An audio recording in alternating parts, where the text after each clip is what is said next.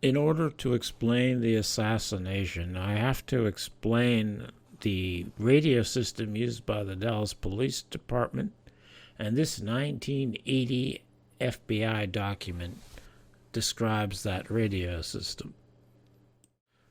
And from that document, I'm going to read these red underlined words. Channel 1 was a duplex repeater operation. Two Motorola receivers were utilized. One was located on the Jefferson Tower building in the 200 block of West Jefferson, Dallas, Texas, and the other was located on the Stoneleigh Hotel, Dallas, Texas. These were connected by dedicated telephone line to the dispatch center, 106 South Harwood.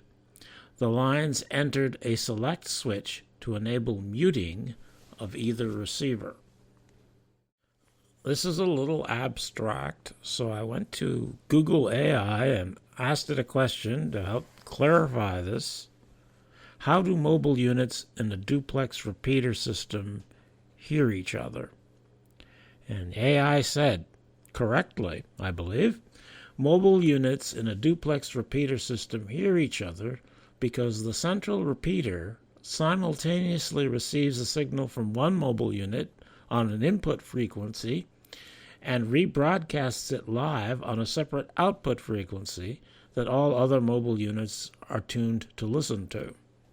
Now, this is a little abstract, as I said, but I think if you want to understand the assassination, you have to understand how this duplex repeater system works.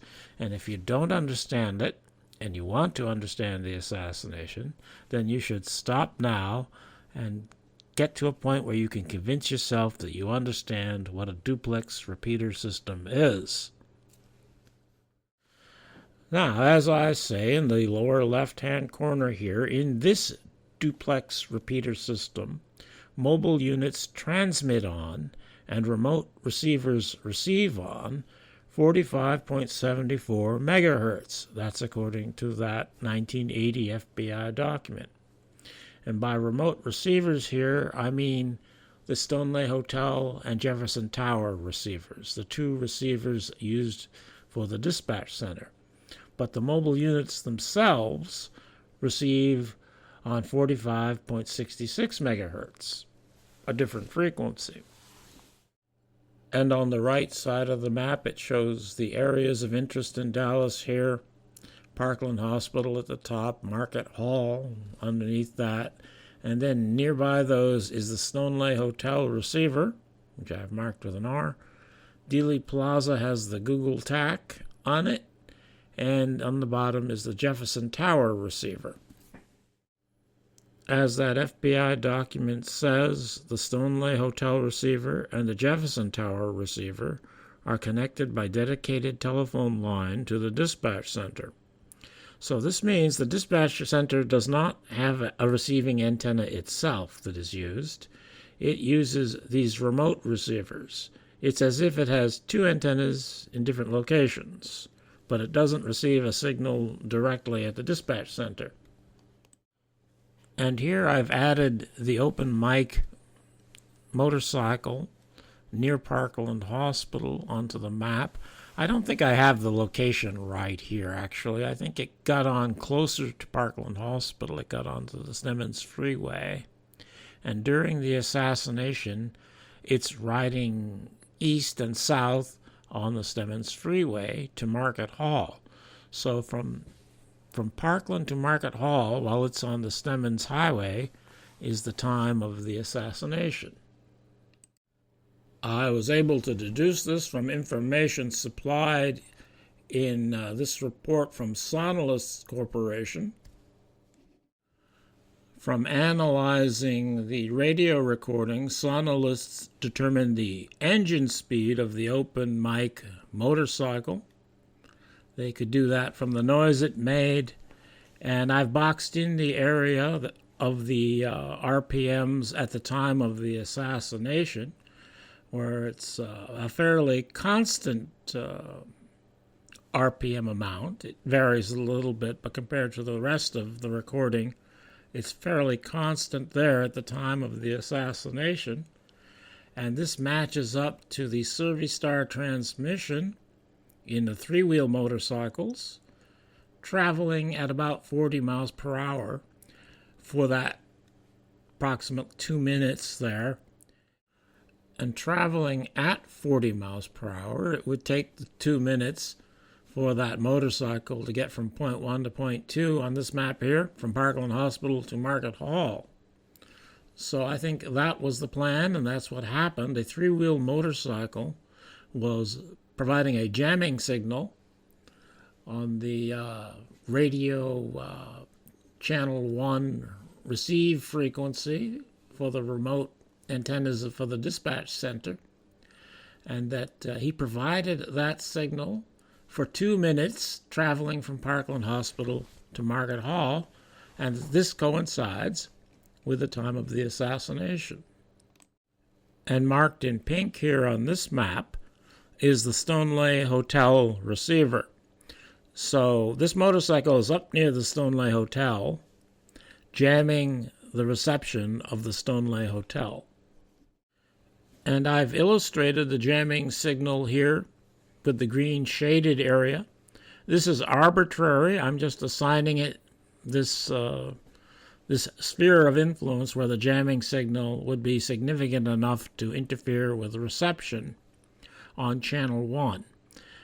Now, in my diagram here, note my green shaded area does cover the Stoneleigh Hotel, but it does not cover the Jefferson Tower receiver. So, according to my diagram here, the Jefferson Tower receiver would still be able to effectively receive signals, even though the Stoneleigh Hotel would not. And going back to the last line I have underlined here from that 1980 FBI document, the lines entered a select switch to enable muting of either receiver. This means that the dispatcher could mute either the Stoneleigh Hotel receiver or the Jefferson Tower receiver. Presumably, the intent of this ability for the dispatcher to mute one of the receivers would be to allow him to mute a receiver that was receiving interference. That is, if one receiver was causing a problem for some reason, say there was an open mic motorcycle jamming the signal, he could shut off that receiver and work off the other one. So in the scenario I have illustrated here, the dispatcher would have the option of muting either receiver. He could, presumably, he would mute the receiver that was receiving the interference, and that would be the Stoneleigh Hotel receiver. But instead of muting the Stoneleigh Hotel receiver, the dispatcher muted the Jefferson Tower receiver, making communications on channel 1 nearly impossible. And I think we can actually hear him when he mutes the receiver on the recording. We can hear him groan or grunt or something. In 430, he said. In 430, he said. In 430, he said. And I think we actually have confirmation that the dispatcher muted the Jefferson Tower receiver coming from number 83 Patrolman Gross, when at 12:34 he gets on the radio and says, "Dispatcher on channel 1 seems to have his mic stuck." 83. Dispatcher on 1 seems to have his mic stuck. This is significant because Patrolman Gross patrols an area near the Jefferson Tower receiver. In fact, he had called in 6 minutes earlier at 12:28 from the location I have marked on the map here, which is near the Jefferson Tower receiver. So if he comes on at 12:34 saying that he thinks the dispatcher on channel 1 has his mic stuck, and he's saying that on channel 2, what that means is he's tried to call the dispatcher on channel 1 and he hasn't received a response. So that must mean that the dispatcher is either intentionally ignoring him or that he has shut off the Jefferson Tower receiver, because that's how he would hear 83, through the Jefferson Tower receiver, not through the Stoneleigh Hotel receiver. So what this means is that the dispatcher, instead of shutting off the receiver that had interference, shut off the one that didn't have interference, making channel 1 practically useless. And with channel 1 being practically useless, that means it's unlikely that anyone's going to be talking on channel 1 because they can tell it's useless, and that allows the frequency of 4574 to be available to the assassins in Dealey Plaza with their walkie-talkies, who presumably are not depending upon the repeater system in order to hear each other. Now, here's something I haven't talked about before that I think is revealing. Shortly after Patrolman Gross informs the Channel 2 dispatcher that the Channel 1 dispatcher seems to have his mic stuck, according to the transcript here, the dispatcher says, "Unknown motorcycle up on Stemmons with his mic stuck open on Channel 1. Could you send someone up there to tell him to shut it off?" However, if we listen to the recording, it's pretty clear that it's 15 Car 2, Dallas Police Captain Suter, who says this. 15 Car 2. 15 Car 2. There is a motorcycle officer up on Stemmons with his mic stuck open on Channel 1. Could you send someone up there to tell him to shut it off? 1234. Now, if the dispatcher had said this, and he knew that the Jefferson Tower receiver had been shut off, he might be able to deduce that the motorcycle is up on Stemmons. But a mobile unit should have no way of knowing where this motorcycle is, and yet Captain Suter knows where this motorcycle is. Also, Captain Suter is the guy who, before the assassination, was keeping track of the 2 ambulances who would be dealing with J.D. Tippett's body. The transfer ambulance, which would pick up J.D. Tippett in Dealey Plaza, and ambulance 601, which would deliver him to Methodist Hospital.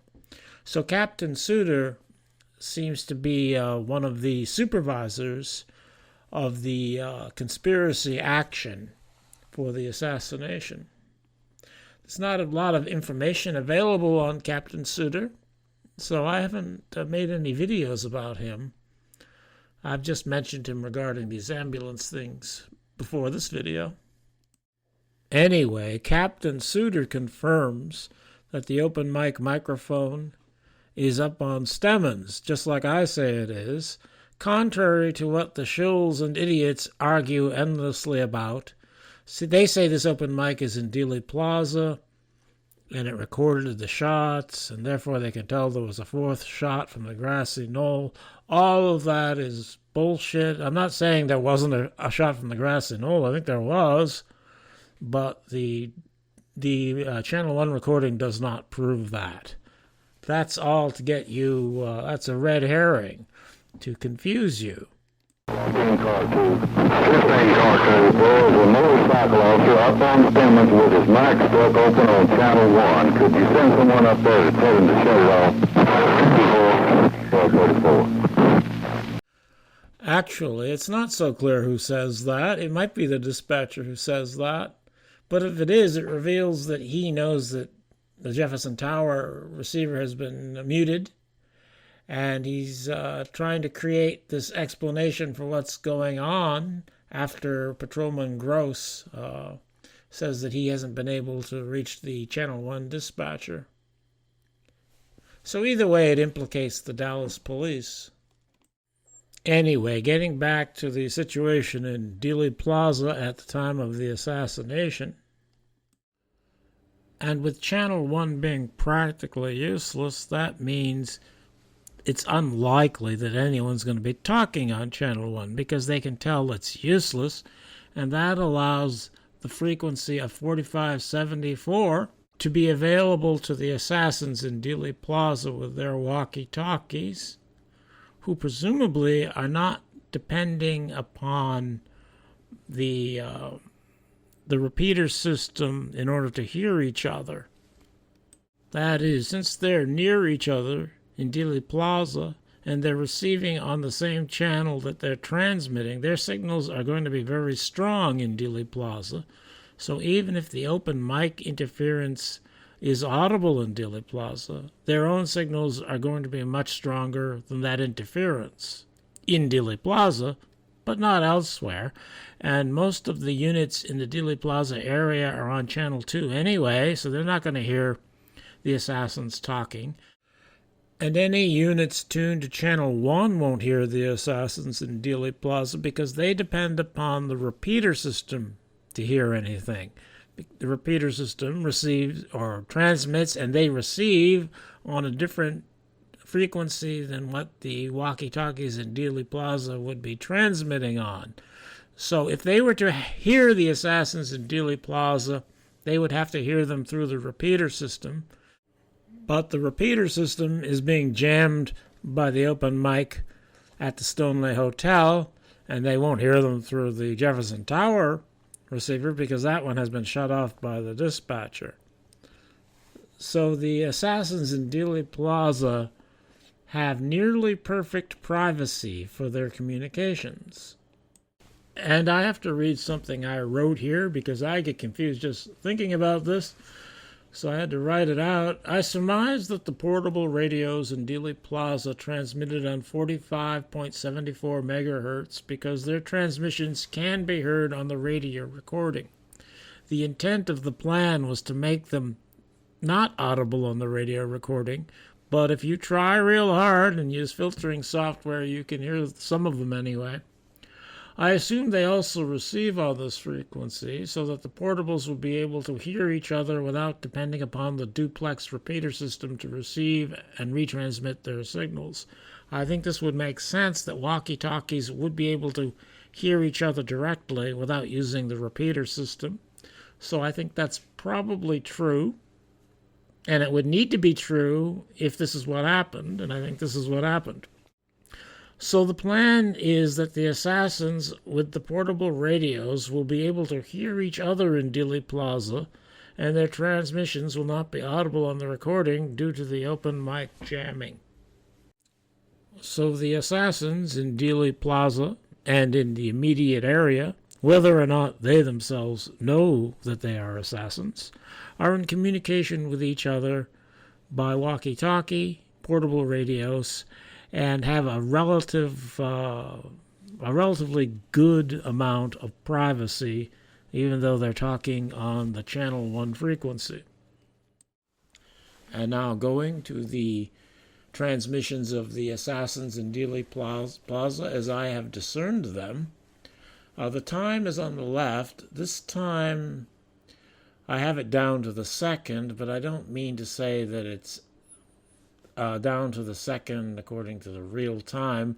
What I mean, the reason I go to the second here is because I'm making them precise regarding each other, that is, regarding the other transmissions.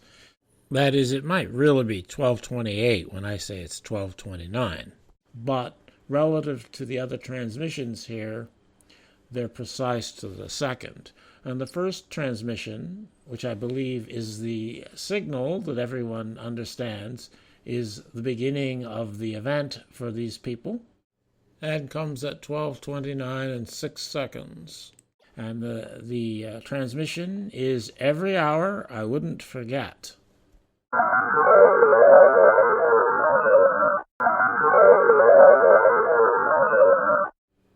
In my note there, the first transmission, perhaps a Bay of Pigs veteran imprisoned by Castro.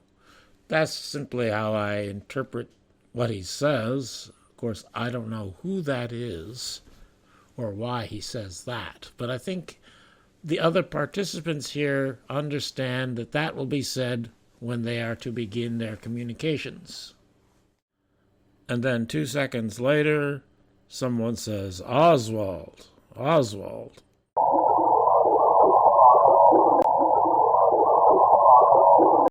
I played the clip 2 times there. He might just say it once there. At one time, I believed he'd said it twice, though you can hardly hear it, if at all, if he said it twice the first time he says it. But anyway, He clearly says Oswald at least once, and I think this is Oswald's cue to bring the short gun he had brought in that day out to J.D. Tippit, so that J.D. Tippit can use that gun to shoot the president. And then 7 seconds later, Oswald answers, "All right."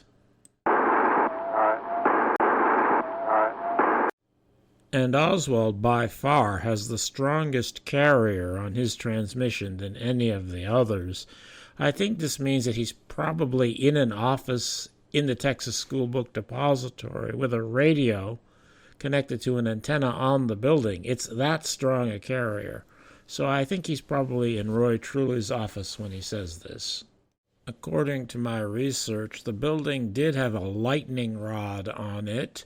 And according to my research, it was common for lightning rods to double as antennas on buildings. However, I could not make a specific determination about whether or not the Texas School Book Depository's lightning rod also doubled as an antenna. But I think it did, because that signal is so strong, and that's Oswald apparently responding.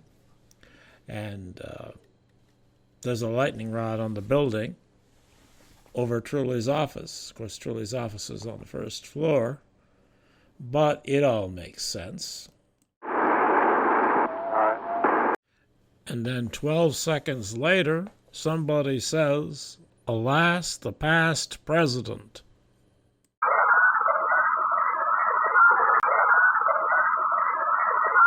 This is Army intelligence agent James Powell at Austin and Maine.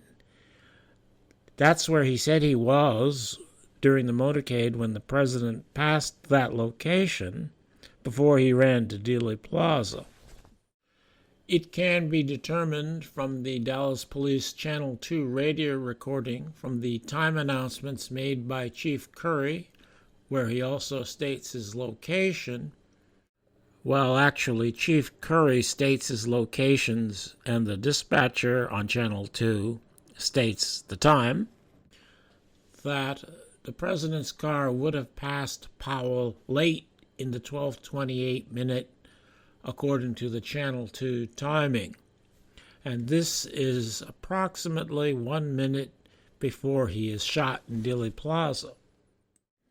So I conclude that James Powell here is giving the 1 minute warning to the people in Dealey Plaza, that he says, "Alas, the past president," says president right when the president passes him at Austin and Maine, and therefore the people in Dealey Plaza know that it's 1 minute until action time.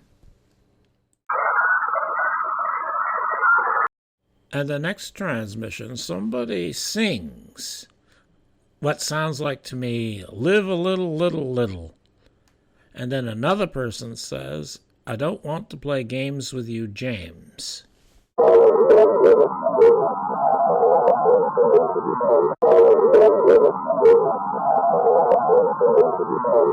I think this is James Jarman singing and Harold Norman saying that he doesn't want to play games with you, James. Harold Norman operating the walkie-talkie on the 5th floor of the Texas School Book Depository. And then somebody says, "Real time."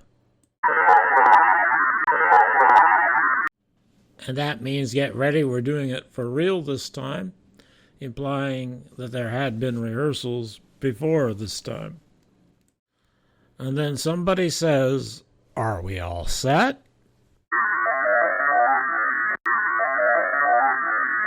I think that sounds like Buell Wesley Frazier, but I don't know. And I think the meaning is clear. Are we all set? The next one, it says, "The gun is closed, the gun is closed." I'm not going to play this one now because all I hear is static now. I worked on this for a long time at one time. And I'm pretty sure this is the woman we can hear later on here when she says the gun is closed and he aims it. But anyway, I think someone says here, "The gun is closed, in response to "Are we all set?" And then the next transmission, Is I.B. Jarman armed with a gun?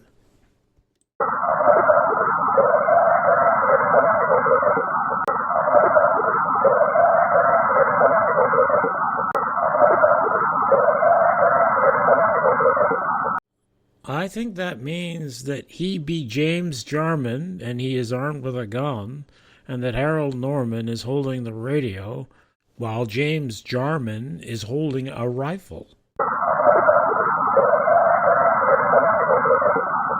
For the next one here at 12:30 and 16 seconds, at one time I heard Oswald here. I don't hear it anymore, but I think it probably is there because I was really working hard on this, and I probably did hear it there. And this is probably Oswald acknowledging that he is ready. He is probably holding the walkie-talkie for J.D. Tippit, and he's telling them, "We are all set." And then the woman says, "The gun is closed," and he aims it.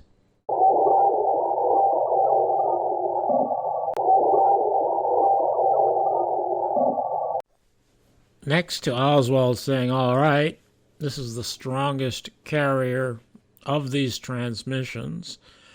And I interpret that to mean that this person is in an elevated position, and a shot did come from the overpass. So I think this woman is holding the walkie-talkie for the shooter on the overpass. And the gun is closed, and he aims it, means he's ready to shoot.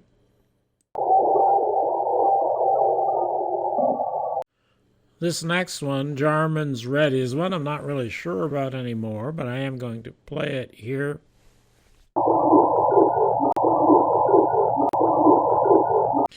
So I think what we have here in this radio traffic that I've covered so far reflects that there are 3 remote shooting positions.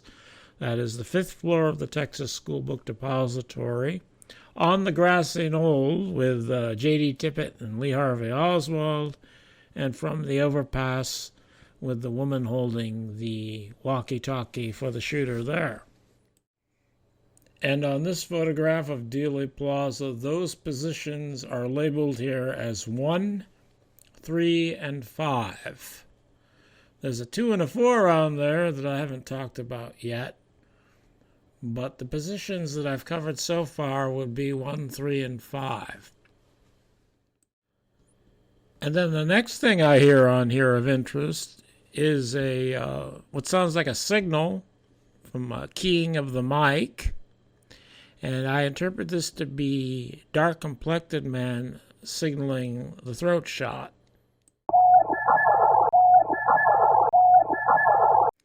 I played it 3 times there. He didn't do that 3 times. The throat shot comes from the overpass where that woman is saying the gun is closed and he aims it. And I surmise that the reason that dark-complected man signals is to attempt a coordination of shots. That is to have James Jarman fire an audio decoy at the same time that the shooter on the overpass shoots JFK in the throat. The idea being to make the onlookers think that the shots are coming from the louder gun, no doubt, in the Texas School Book Depository, rather than from the overpass.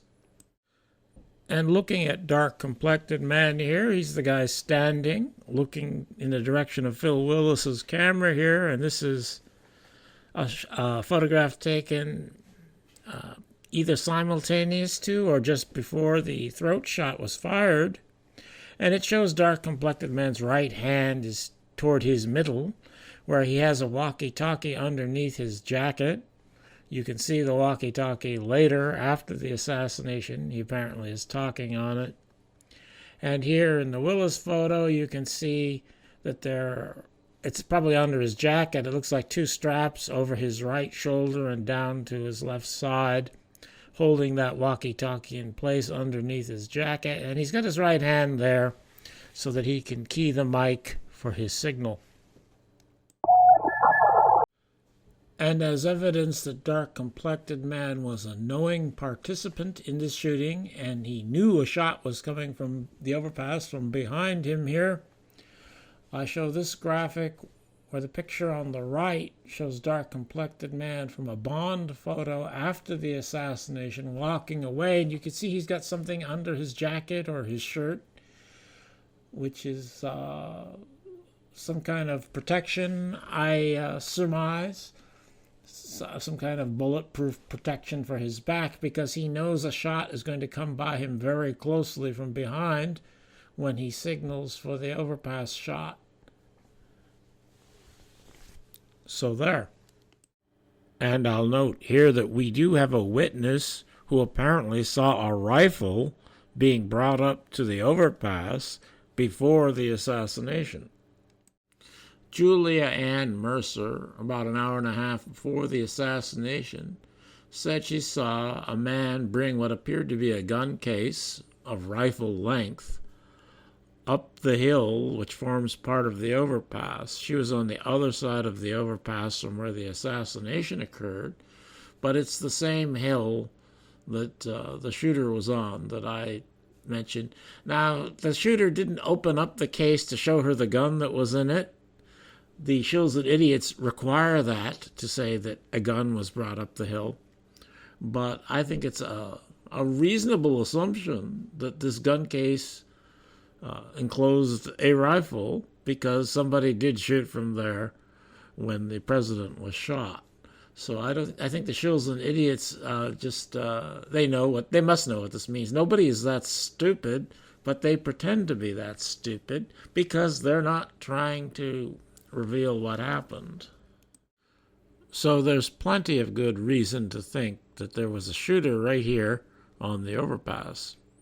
Get men on top of the underpass, see what happened up there. Go up to the overpass.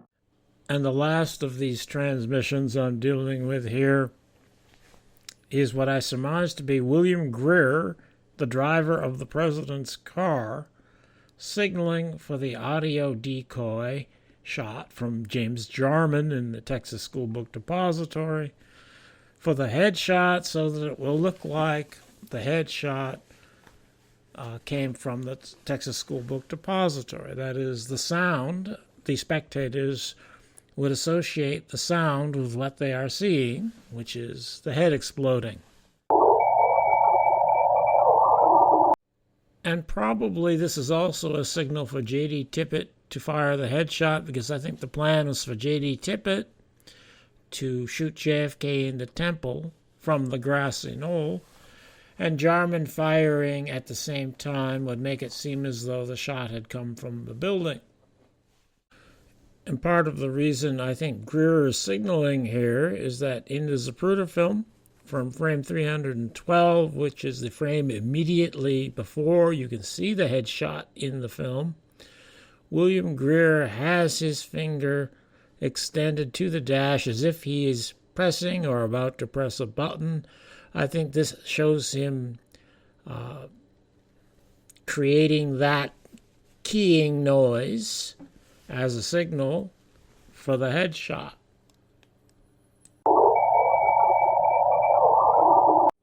All right, I think I'll get a little comprehensive here and deal with some transmissions that came after the shooting. And these three also came after the motorcycle interference subsided. And I presume that the motorcycle that had been on the Stemmons Freeway has now exited the freeway and gone to Market Hall. The first two there, I think, are related. First, someone says, "Here we come." And the second one says, "Mary Jane." Why would people be saying these things? The Mary Jane comes, I forget now. I think it's about a minute after "Here we come." So there has been a little time has passed here, which would give the person time to have done something. So as I wrote on there, I think this means somebody inside the Texas School Book Depository is telling H.B. McLean that they are bringing the radios out that had been used inside the building, and McLean says Mary Jane to indicate that he has stowed away the radios in his motorcycle saddlebag. And McLean is the motorcycle officer who can be seen in the Darnell film running towards the Texas School Book Depository. I think he's running there to get the walkie-talkies that had been used in the building. And while we don't have film of him coming back to his motorcycle, I think he brought them back to the motorcycle, and there are saddlebags, I call them, on the motorcycles, where walkie-talkies could have been put. And so I think that's what he did. There are people, of course, who argue that this running motorcycle officer is Marion Baker running into the building, as he did.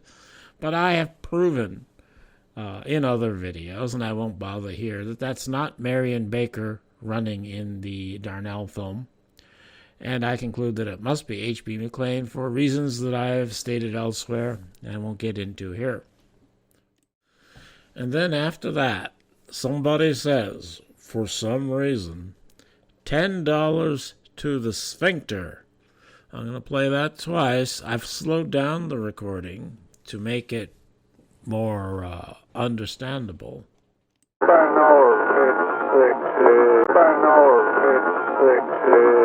Yeah, that's what he said, $10 to the sphincter. I hypothesize that this is a Dallas police officer and that he had made a bet that the operation would be a success, and now that the operation was a success, the sphincter anticipates his winnings. That's the kind of conspiracy this was. I might as well get a little more comprehensive here. Earlier, I mentioned that the shooting locations I was talking about on this photograph were 1, 3, and 5. And I also mentioned that 2 and 4 were shooting locations. So I should explain that. This is the guy at shooting location 2. In the photo on the top there, you can see a motorcycle officer on the right standing on thin air. That's Clyde Haygood. The guy I say is the shooter I call a railroad detective, because Clyde Haygood said that when he went up there, he saw a railroad detective. Though Haygood did not mention the fact that he had a rifle, but I think the photography reveals that he did have a rifle. This person's name was never revealed in any of the evidence. In fact, his existence is not confirmed at all by anybody other than Clyde Haygood and this photography. And note to our left in the photo of that man, there are 4 people standing there. I believe they are black people. And they don't exist either according to all of the other evidence, even though we can see them in this photograph. And we can actually see that there's a sling on this rifle. The guy is holding the rifle by the sling at this time, and he seems to be talking on a walkie-talkie. I think he might be talking to dark-complected man on the walkie-talkie. I've got these 2 crops from photographs here. They're not exactly the same time. In fact, the motorcycle officer is the same person in each one.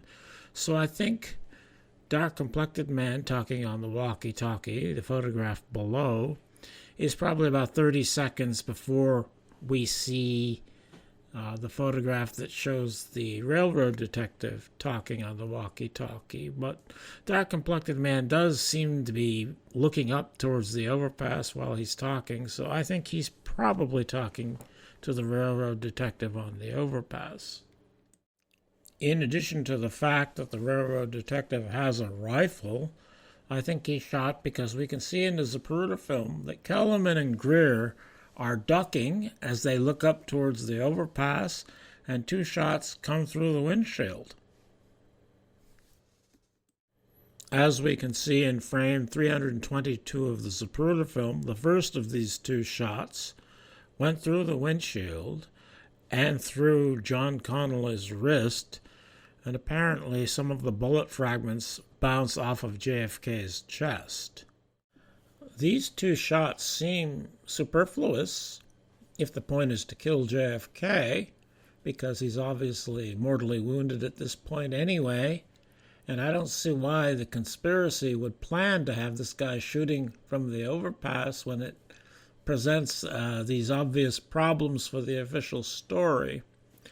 Though I think it's possible part of the reason he might have done this is to give Chief Curry a reason to, and Sheriff Decker a reason to direct officers to the railroad yard so they wouldn't be going into the building right away, so that they would have enough time to clean up the scene in the building and for Oswald to leave the building. That's possible. This seems like a very dangerous way to do that, though. It's not just the film. I mean, if they lose control of anything, any of the evidence here, this would reveal that something funny went on. And it does. But I guess maybe they had so much confidence that they could control the evidence that they didn't worry about that. Or it's possible that the railroad detective simply shot because he wanted to shoot JFK too. So that takes care of shooting position number 2 here. And the last one I have numbered that I haven't covered yet is number 4, which is the JFK limousine itself. And the gunman in the car with a conventional firearm was William Greer, the driver of the car. He shot John Connally in the back. He certainly did that. And he shot JFK, I think, once, perhaps twice. It's hard to tell. I'll get to the details of that later. But I want to make sure I mention him here because he's the main reason I put a 4 on the car. But also, John Connally did fire a poison shot, not a conventional firearm. I'll have to get to the details of that, too, because that's integral to the plan of shooting JFK, is that John Connally hit him with the poison first. And even Jackie is involved with this, though she didn't fire any shots. And I'll mention here that somebody was in the 6th floor window, the sniper's nest, as they call it, which in this photograph is just above the 5. I hadn't put a number there because the person there wasn't firing any shots. He was the visual decoy. He was holding a rifle, I presume, or a stick or something, so that he would look like he's holding a rifle. And he was just there so that Oswald could be blamed for shooting from there. And he was somebody who looked kind of like Oswald. Maybe you've heard of him, Billy Lovelady. But I'll get to that later. And now I'm going to cover what can be discerned about the weapons used in each of the shooting locations. For shooting location 2, we'll start there because it's the easiest one. The railroad detective, presumably because he's a railroad detective, he's some kind of security officer, presumably he would just carry his own rifle there because he would be expected to be carrying a weapon at times. And why not carry one for security for the president? In fact, in his Warren Commission testimony, Officer Clyde Haygood said that he saw someone he presumed to be a railroad detective. He doesn't say why he presumed him to be a railroad detective. And of course he wasn't asked. But I presume that he presumed him to be a railroad detective because he was dressed a certain way and because he was carrying a gun.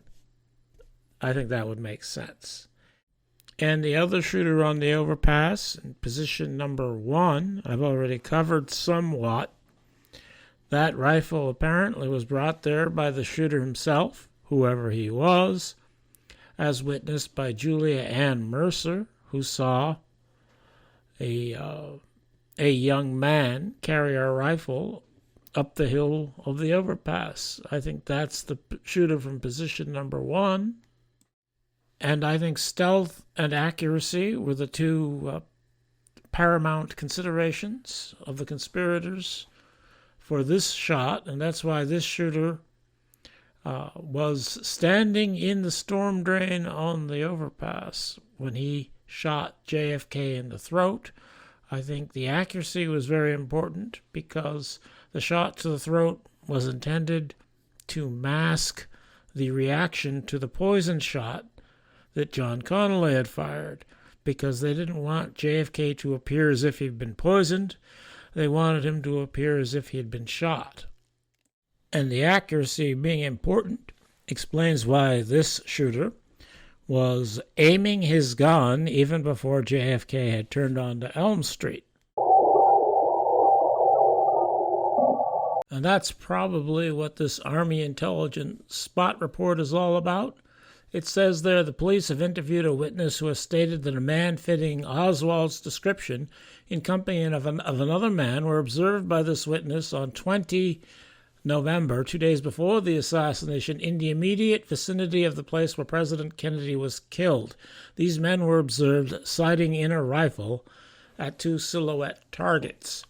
I think this is probably the shooter with other people, with Oswald there, up on the overpass, getting the distance to where he's going to be shooting Kennedy right so that he can adjust his gun accordingly.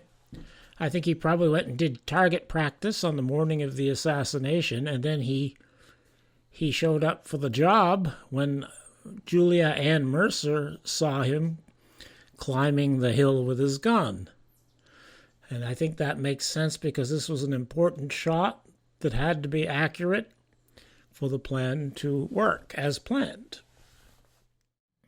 I don't know who this shooter was. I think it might have been Jack Lawrence, who worked nearby and who could have escaped through the sewer system to a manhole cover out in front of where he worked. I think it also could have been somebody named Ralph Delaney Hughes, who disappeared mysteriously from his job in Ohio 7 days before the assassination. I don't want to get into the details of that, but there are reasons to think that he went to Dallas and that he had a particular interest in JFK. And maybe it could have been Harvey. Harvey was probably doing something. Maybe he was the overpass shooter. And I think Hillary Rodham was holding the walkie-talkie on the overpass. Whether or not Jack Lawrence was the shooter, I think he was in the sewer and took the rifle away from Dealey Plaza through the sewer system and came up through those manhole covers there near where he worked, where, according to this witness, Jim A. Roselle, who worked at the same place, he said Jack Lawrence left the business about 1 hour before lunch on November 22nd, 1963, and he returned about 30 minutes after the assassination of President Kennedy and was observed to be extremely pale and nervous and immediately went to a restroom.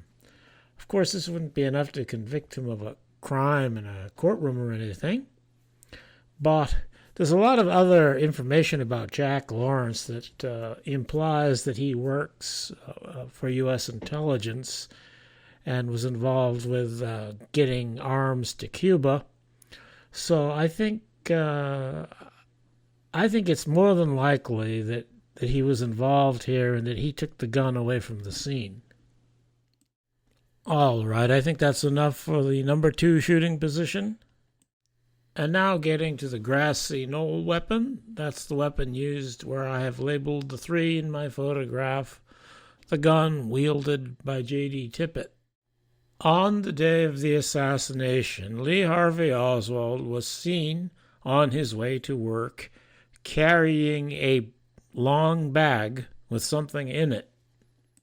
And this is after the assassination at about 3 o'clock. We can see a police officer holding up a bag that we're supposed to think is the bag that Oswald had been carrying that morning, even though it isn't. And there have been many tales full of sound and fury told about this bag. And the Shills and Idiots will fight endlessly over this issue. This, I believe, is a photo of Mark Lane and Gerald Posner, if I'm not mistaken. But the best evidence we have for the length of the bag comes from this FBI document, in which the FBI agents actually worked with the witness, Linnie Mae Randall here, to try to determine exactly how long this bag was. When the proper length of the sack was reached according to Mrs. Randall's estimate, It was measured and found to be 27 inches long.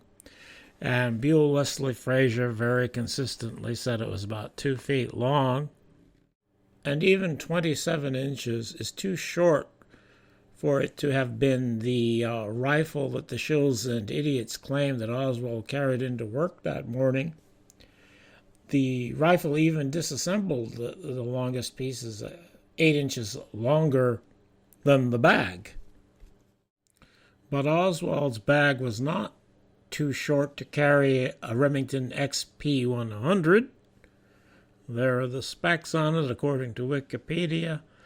And Mrs. Chisholm's bag was not too short to carry that either.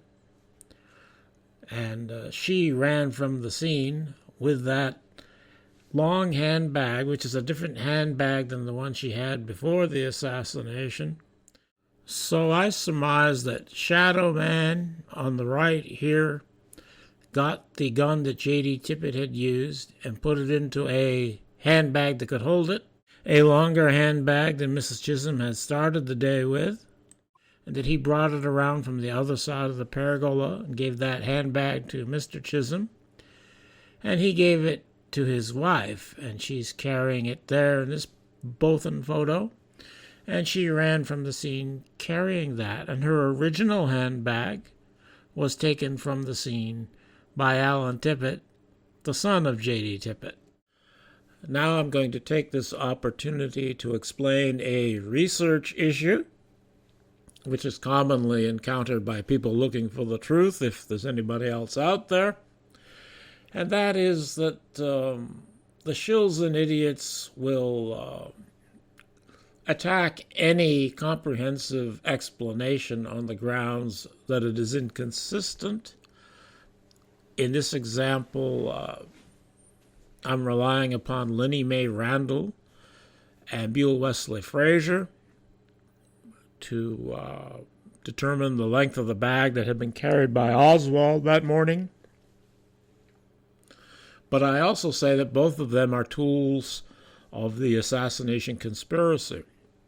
So the shills and idiots will say, well, if the conspiracy controls Randall and Frazier, then why didn't they just have them say that the bag was 3.5 feet long?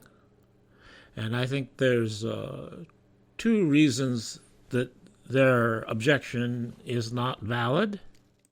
And the first is that conspiracy tools were told to tell their particular lies and to tell the truth about everything else.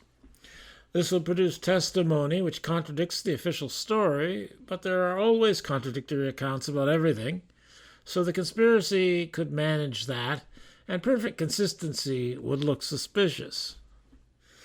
And the other reason is some conspiracy tools were deceived by the conspiracy as to what was actually happening. Randall and Frazier in this example probably thought that this was a sting operation designed to catch a dirty commie, Oswald, so their management after the assassination would have to be understood in this context. They can't just keep telling their honest dupes to lie about everything if they want to maintain the deception that the assassination was a sting operation gone bad. So they just, these things that they can manage, they just want their tools to keep their stories consistent so they don't damage their own credibility. Also, Oswald and Tippit, and perhaps others, thought that they were in a Cuban plot.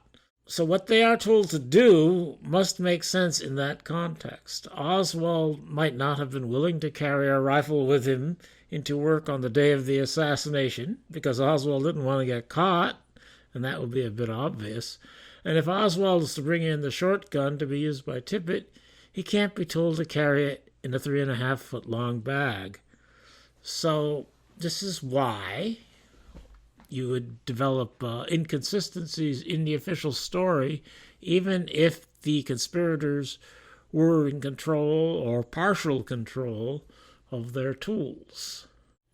And even though Oswald didn't shoot Kennedy, he was part of the Cuban plot, a willing part of the Cuban plot to assassinate Kennedy. So despite the fact that half of the shills and idiots spend their time trying to exonerate Oswald, The fact is that he was guilty as hell and deserved what he got. So according to my interpretation of the evidence, it was Oswald who carried in the gun that was used in Position 3 by J.D. Tippit. He carried it into work, and then at the time of the assassination, he carried it out from inside the building, I think inside Roy Trulley's office. He carried that gun out to J.D. Tippit at Position 3. And he stood there holding a walkie-talkie for J.D. Tippit while J.D. Tippit shot the president.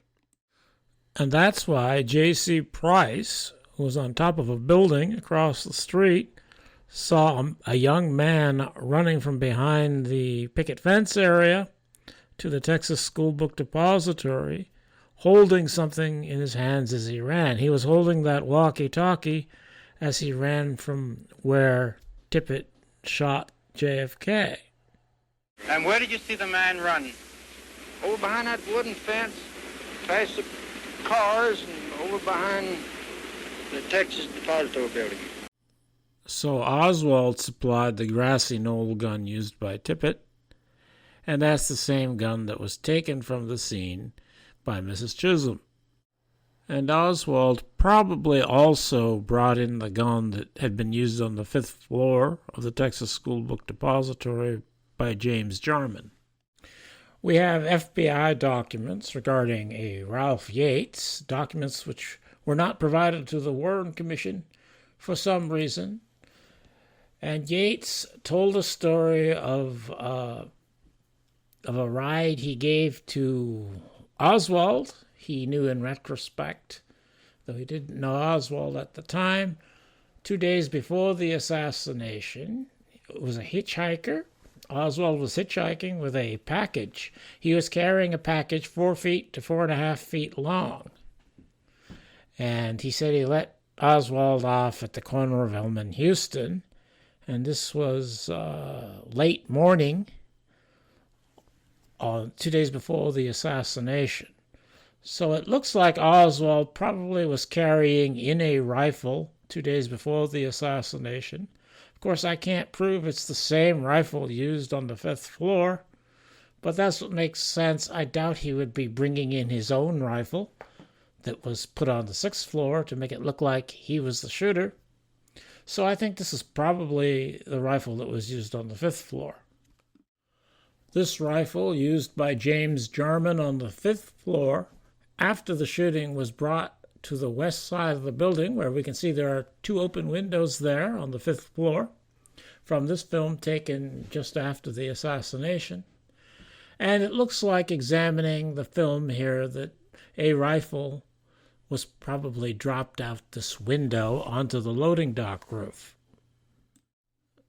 And then shortly after that, on the same wall of the building, we can see Harry Weatherford, a Dallas deputy, climbing into the window on the 2nd floor by the stairway. And I have circled in red what I think is that rifle propped up in the corner there where the building juts out a little bit. That's the rifle that Oswald brought in 2 days before the assassination, that James Jarman used on the 5th floor and dropped out the window onto the loading dock roof, and Harry Weatherford picked it up off the roof and brought it over here to the window. And I surmise that the plan was to bring that rifle in through the window and drop it down the elevator shaft, which is also in this stairway corridor. And in this diagram of the 2nd floor of the building, the window is the small ellipse on the left, and the elevator shaft is the large ellipse on the right. And there's no wall there. That dotted line is meant to be the path that Oswald supposedly took. So it could be brought directly from the window to the elevator shaft and dropped down, if the elevator was above the 2nd floor. And we know that immediately after the assassination, both elevators, including the one that is adjacent to the stairway, were stuck up on a higher floor because Roy Trulley and Marion Baker, the police officer with him, both said so. They both said that they tried to get the elevator to come down, but it was stuck on the upper floors above the second floor, at least as high as the fifth floor, according to Truly. So it looks like this was the plan. Truly doesn't say whether or not the power was shut off. He has an explanation that one of the elevators is not automatic anyway, but the other one, the gate has to be closed or it won't respond to the button being pushed. He doesn't say the power had been shut off, though I think probably the power had already been shut off at this point, the power to this elevator. And I think the reason that we see Harry Weatherford climbing into the window with the rifle still sitting out there is because the plan to dispose of the rifle had been interrupted by Roy Truly hollering up the elevator shaft. I think they realized they couldn't use the elevator shaft at that time, so Weatherford decides he'd better come inside and not bring the rifle with him.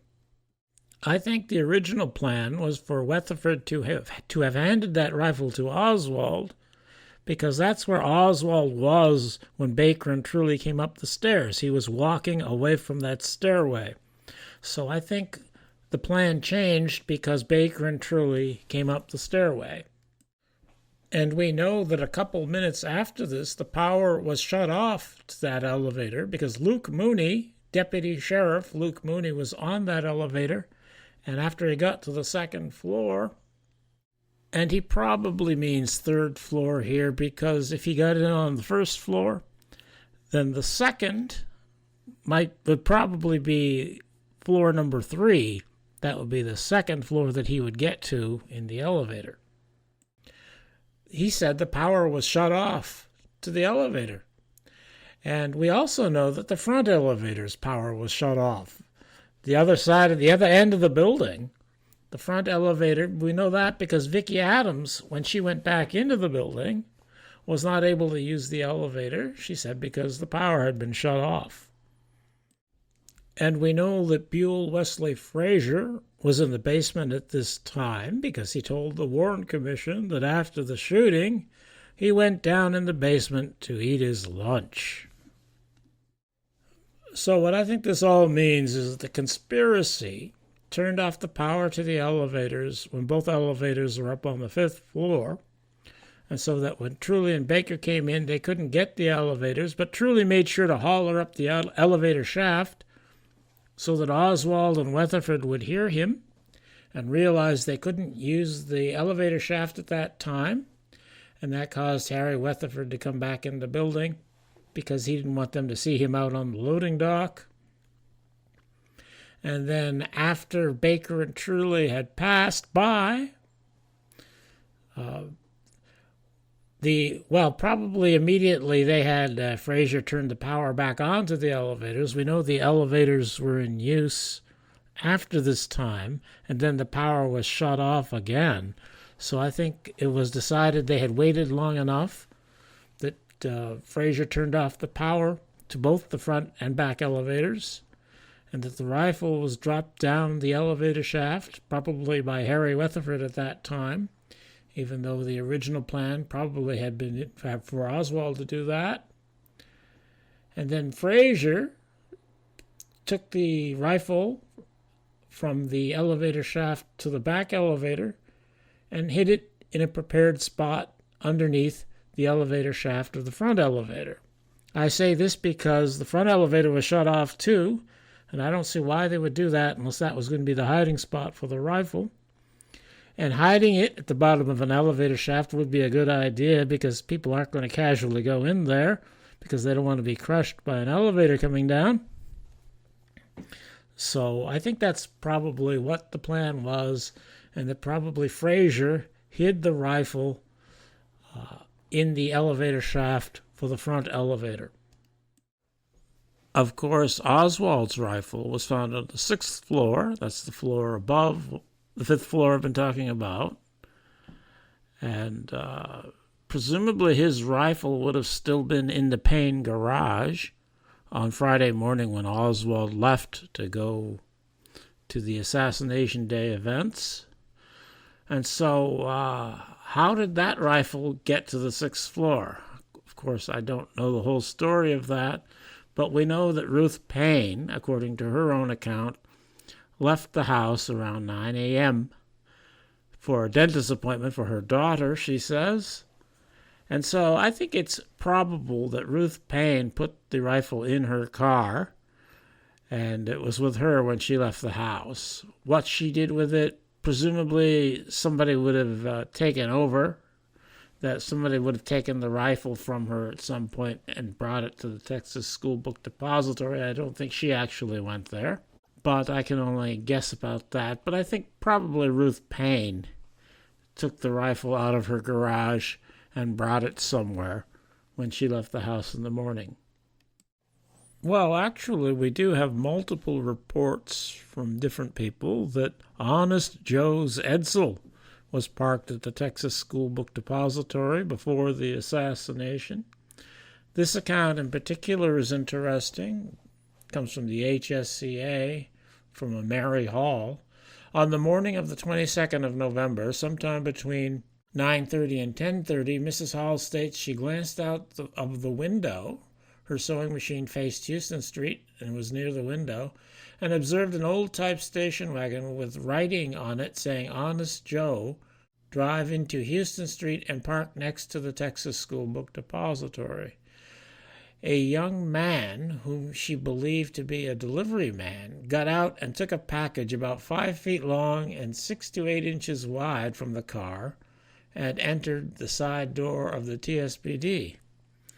Well, that's very suggestive. Of course, this comes some years later. We don't have her account from the 1960s, but we do have multiple people who say that Honest Joe's car was there before the president came by.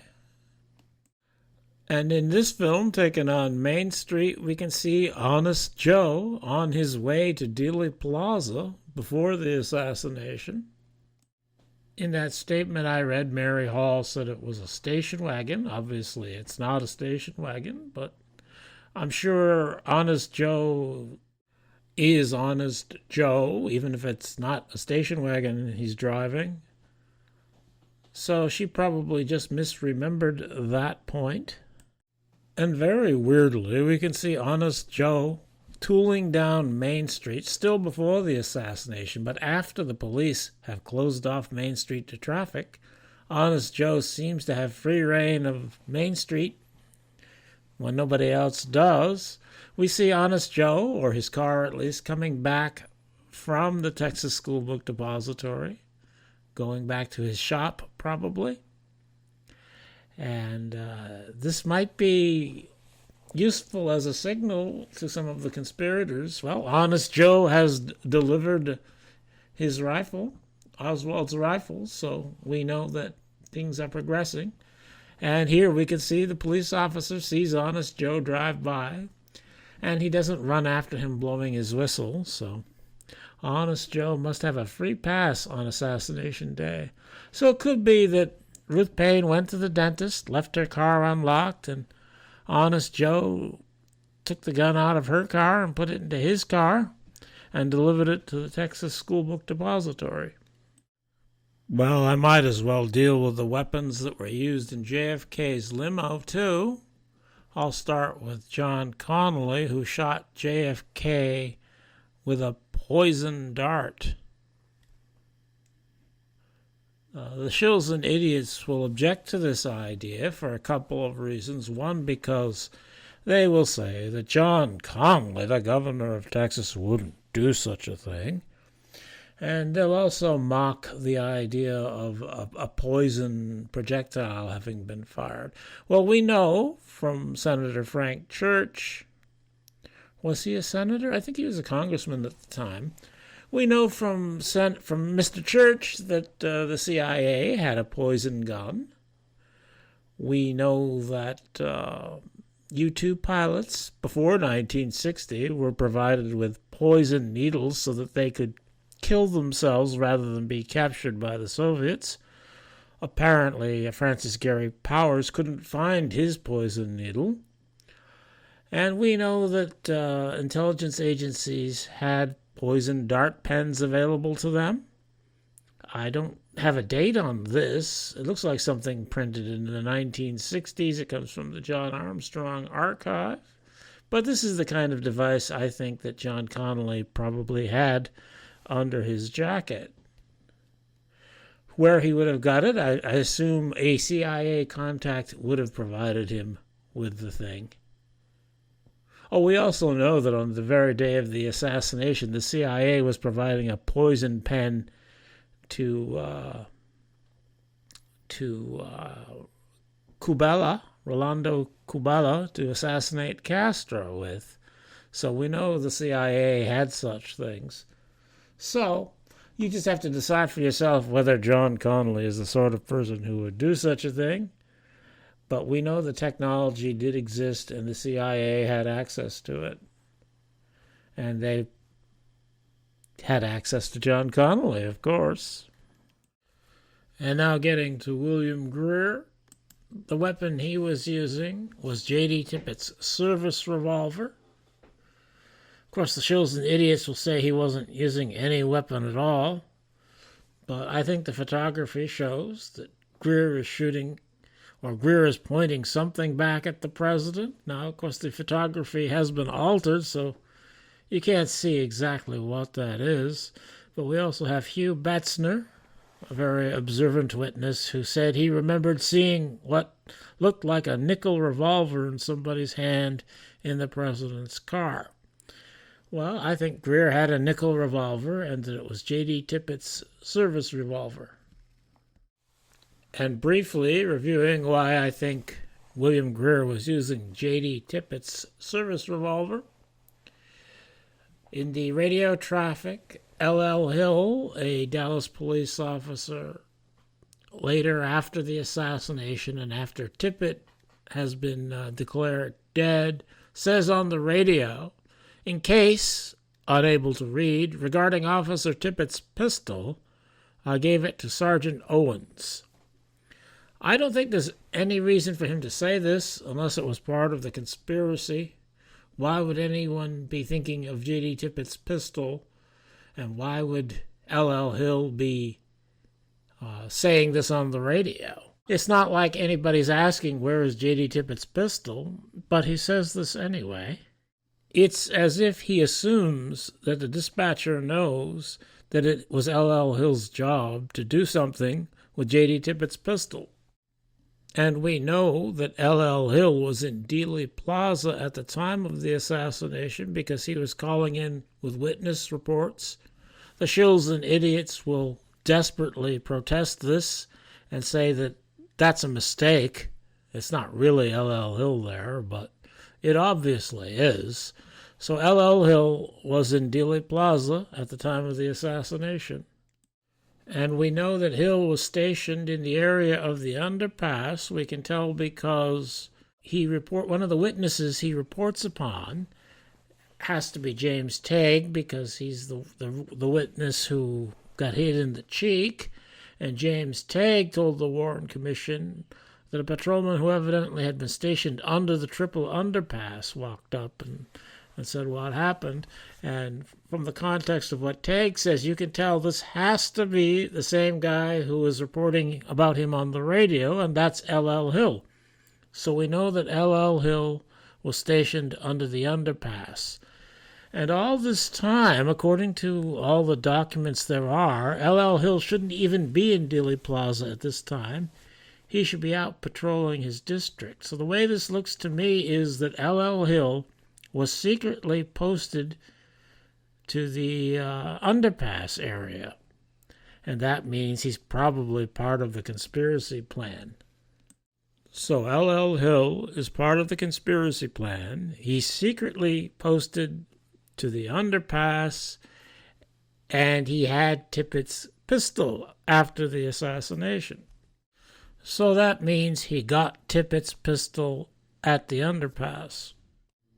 And Motorcycle Officer Cheney planted himself under the overpass or underpass before the president's car got there, and the evidence was manipulated to hide this fact, but it was not completely or perfectly manipulated.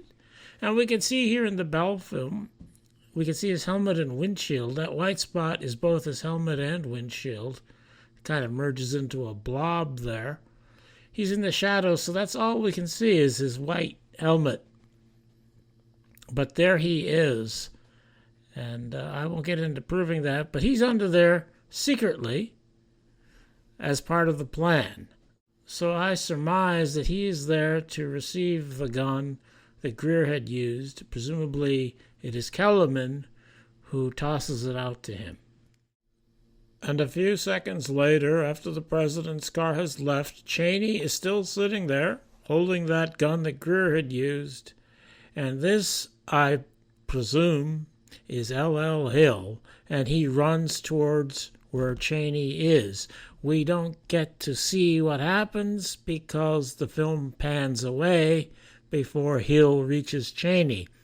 But I presume that Hill got the gun from Cheney, and that's why later he gets on the radio and says he gave it to Sergeant Owens, because Tippett's gun was used by William Greer in Dealey Plaza, and it was given to Cheney, and Cheney gave it to L.L. Hill, and L.L. Hill gave it to Owens, and Hill got on the radio and said that he gave it to Owens because that was the plan, or at least the plan was for Hill to get the gun. I don't know if the plan was for him to give it to Owens or not, but this reveals that L.L. Hill got Tippett's gun in Dealey Plaza, and therefore Greer used Tippett's gun. And the reason to have Greer use Tippett's gun to shoot was if they lost control of evidence of that gun. That is, if a .38 slug went into a spectator somehow and they couldn't control that evidence, they would be able to blame J.D. Tippett because they could prove through ballistics that it came from his gun. And then they would have had to have said that Tippett was actually in Dealey Plaza shooting. And they wouldn't have been able to blame Oswald alone. They would have blamed Oswald and Tippett.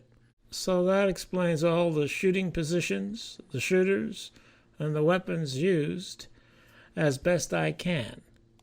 And now I'm going to deal with some of the signals discernible in the photography. This is the presidential limousine turning from Harwood Street onto Main Street. We can see it as it makes the corner. We can see Clint Hill gets off the presidential limousine and gets onto the follow-up car. And we also have this photograph of the car as it turns that same corner. And we can see by the side of the road, standing out in front of everybody, two young men dressed formally, one with a jacket, one without, holding something. Each one is holding something, though you can't tell so well that the one on the right is holding something. But in the film, we can see that he had been holding something. And it looks like they're holding it, showing it to the people in the car. It looks like it's probably got a reflective surface on it, but I don't know what it is. But I think this is a signal, and that the driver, William Greer, and Roy Kellerman seem to be looking at the man on the left there. So if it's a signal, they got the signal. And it looks like here that maybe even Clint Hill on the bumper there might be looking at these people. And also note in the follow-up car, or standing there on the running board of the follow-up car, this Secret Service agent is looking in that direction, and maybe he got the signal too.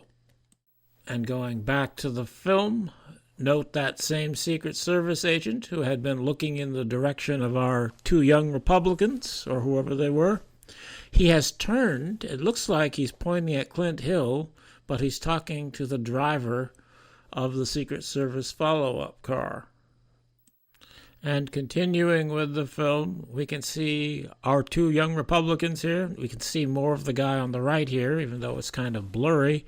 And you can see that he is holding something there, though he has not deployed it now, as if he's showing it, I think because the car has passed him. And then we can see Clint Hill turned back as if he's listening to the driver of the car telling him something. And I think this is a result of that Secret Service agent who had been standing on the running board telling the driver something. That is, that Secret Service agent standing on the running board got the message, relayed it to the driver, and the driver now is relaying it to Clint Hill. And the message is that Clint Hill is to get off the car now. And I think this is part of the plan. Of course, Clint Hill isn't going to be on the car during the shooting, and they want him off the car before that. But I think it might be part of the plan for Clint Hill to get off the car so that the conspirators who are not in the car can see that everything is going ahead as planned. That is, Clint Hill is not on the car now, so we are to continue with the plan. And the next roadside signal event comes with the turn off of Main Street. So this keeps it simple for the people in the car. They're to look for their signals when they turn on to Main Street and when they turn off of Main Street. And when they turn off of Main Street onto Houston, their signaler, I have circled in red here, he's got his hand up to his hat, and that's his signal. You can't see that too well here, but I'll get to a better photograph. And the big green circle encloses the flag there and two guys standing up on the base of the street light support. So from the perspective of the car, the signaler is right in front of these two guys who are right in front of a big flag. So that's hard to miss if that's what you're looking for. And this is the guy here with his hand on his hat giving the signal. This is a photo I had to reconstruct because the shills and idiots refused to show this photograph in full frame. Because if you show it in full frame, you'll see this guy has his hand on his hat, and Jackie also has her hand on her hat. And this means that Jackie is also giving a signal that she's ready to do her part. I think the signal is more important in the plan for the driver to get. And the driver, William Greer, apparently is looking at this guy with his hand on his hat. And I think Kellerman also has seen the guy, and he looks like he's probably saying something to Greer at this moment. Here we go, or something like that, probably. And coincidentally, these two guys standing by the side of the road here just happen to look like Rip Robertson and Ted Shackley, both of the CIA Miami station, and Robertson was the commander of the Barbara J during the Bay of Pigs invasion. And for the turn onto Houston Street, they also had a signaler on the other side of the street, and that's this police officer here. He's not signaling now because the car has already passed. But we can see in one frame of the Dorman film that this police officer has his hand up on his hat, the same as Rip Robertson had across the street. So I conclude that he also is signaling.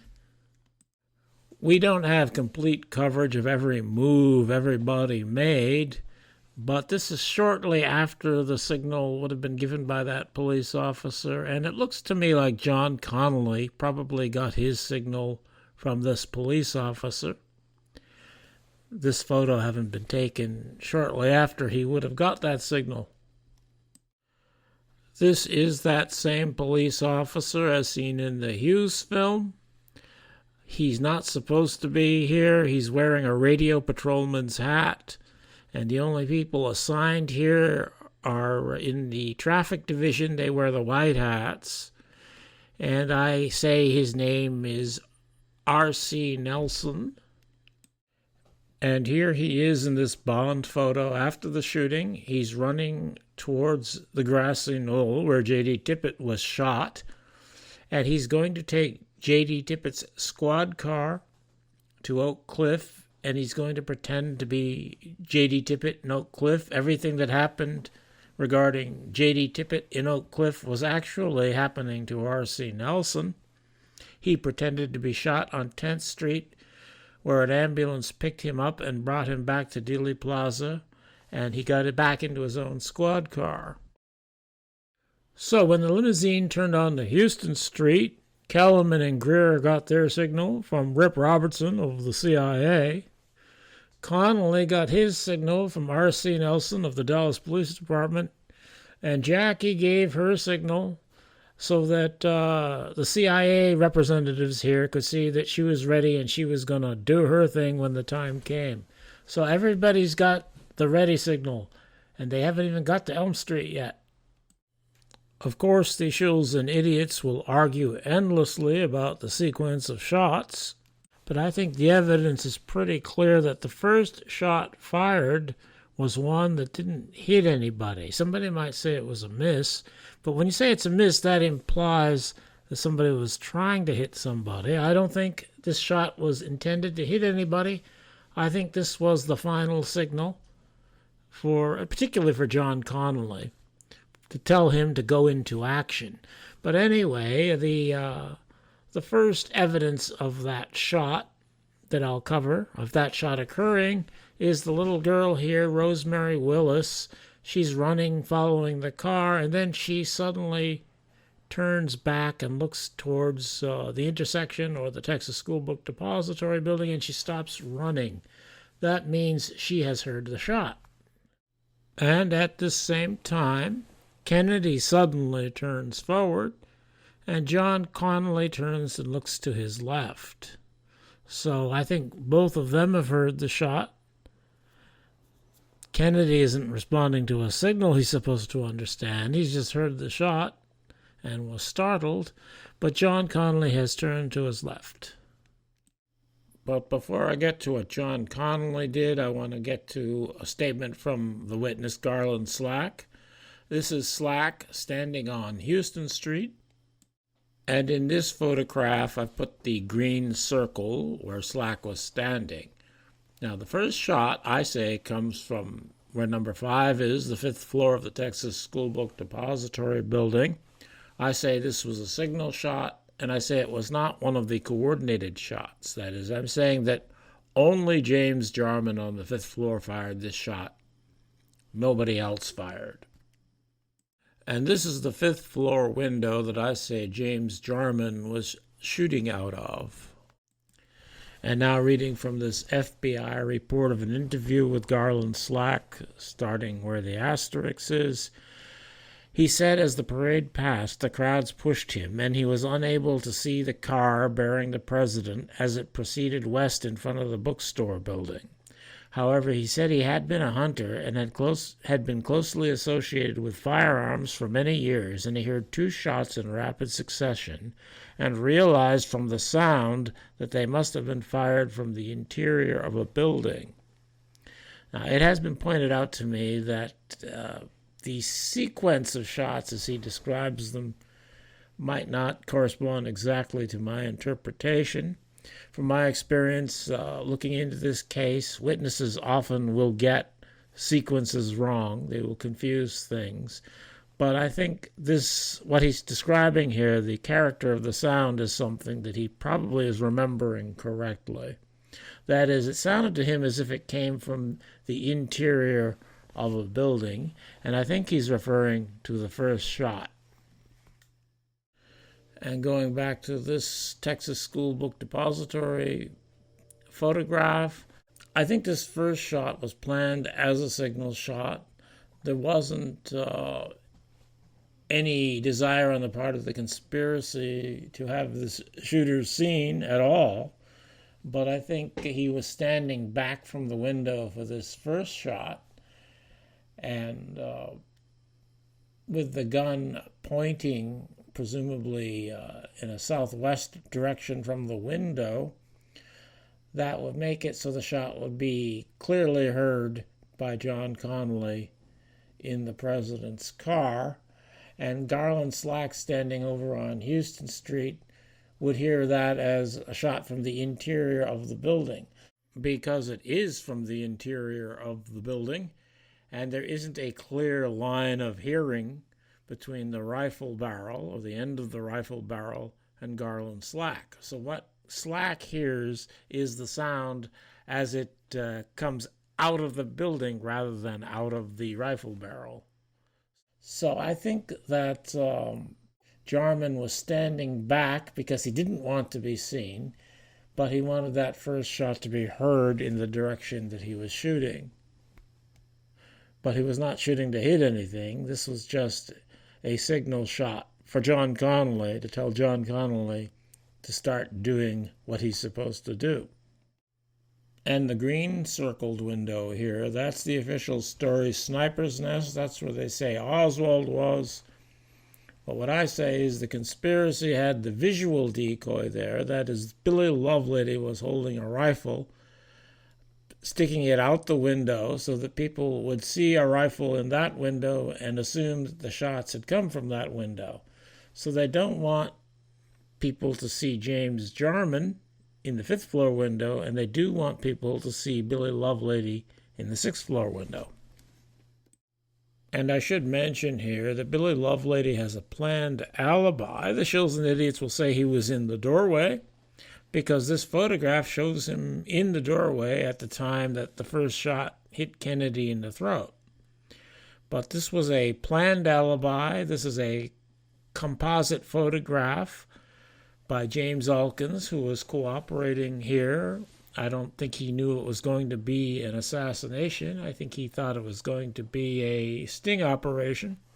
But whatever, James Elkins was cooperating in order to provide Billy Lovelady with an alibi. And he took a photograph of Billy Lovelady there before the president came by, and then that was used to alter the photograph he took when the president did come by to make it seem as though Billy Lovelady was standing in the doorway when actually he was up on the 6th floor being the visual decoy. Now, the history of this photograph after the assassination speaks to the reason why they used Billy Lovelady as the visual decoy. People afterwards thought this was Oswald standing in the doorway, and that's the reason they used Billy Lovelady as the visual decoy, because he looks a bit like Oswald. And this is the Croft photo. It was taken just after that first shot was fired. And we can see Kennedy has already turned to look forward, and John Connolly has turned to his left to look at his wife or say something to his wife. So Connolly has heard the shot, and he has got his cue to go into action. And Connolly has something like this under his jacket, the poison dart pen. It's probably lightly sewn into position so that he can turn his right shoulder, toward his target, and with his left hand operate the trigger mechanism. So Connolly puts his left hand into his jacket and turns his right shoulder to Kennedy and points it at him, and then he fires the poison dart at Kennedy, and Kennedy, his hand goes into a fist there, and then he goes behind the sign, and when Kennedy comes out from behind the sign, we can see he's reacting to something. He's reacting to the poison shot there. He has not yet been shot in the throat from the overpass. And then we can see his reaction begin to being shot in the throat with a bullet, and that was done to hide the fact that he had been shot with the poison dart by Connolly. Now, the Shills and Idiots like to say that what's happening with Connolly's jacket here proves that Connolly was shot by the same shot that hit Kennedy in the throat, that came from behind and then came through Connolly. But what's actually going on here is that Connolly has his left hand under the right side of his jacket there, and he's pulling that poison dart pen out. He's yanking it off. It's attached in some way, and he's yanking it off, and it pulls his jacket with it.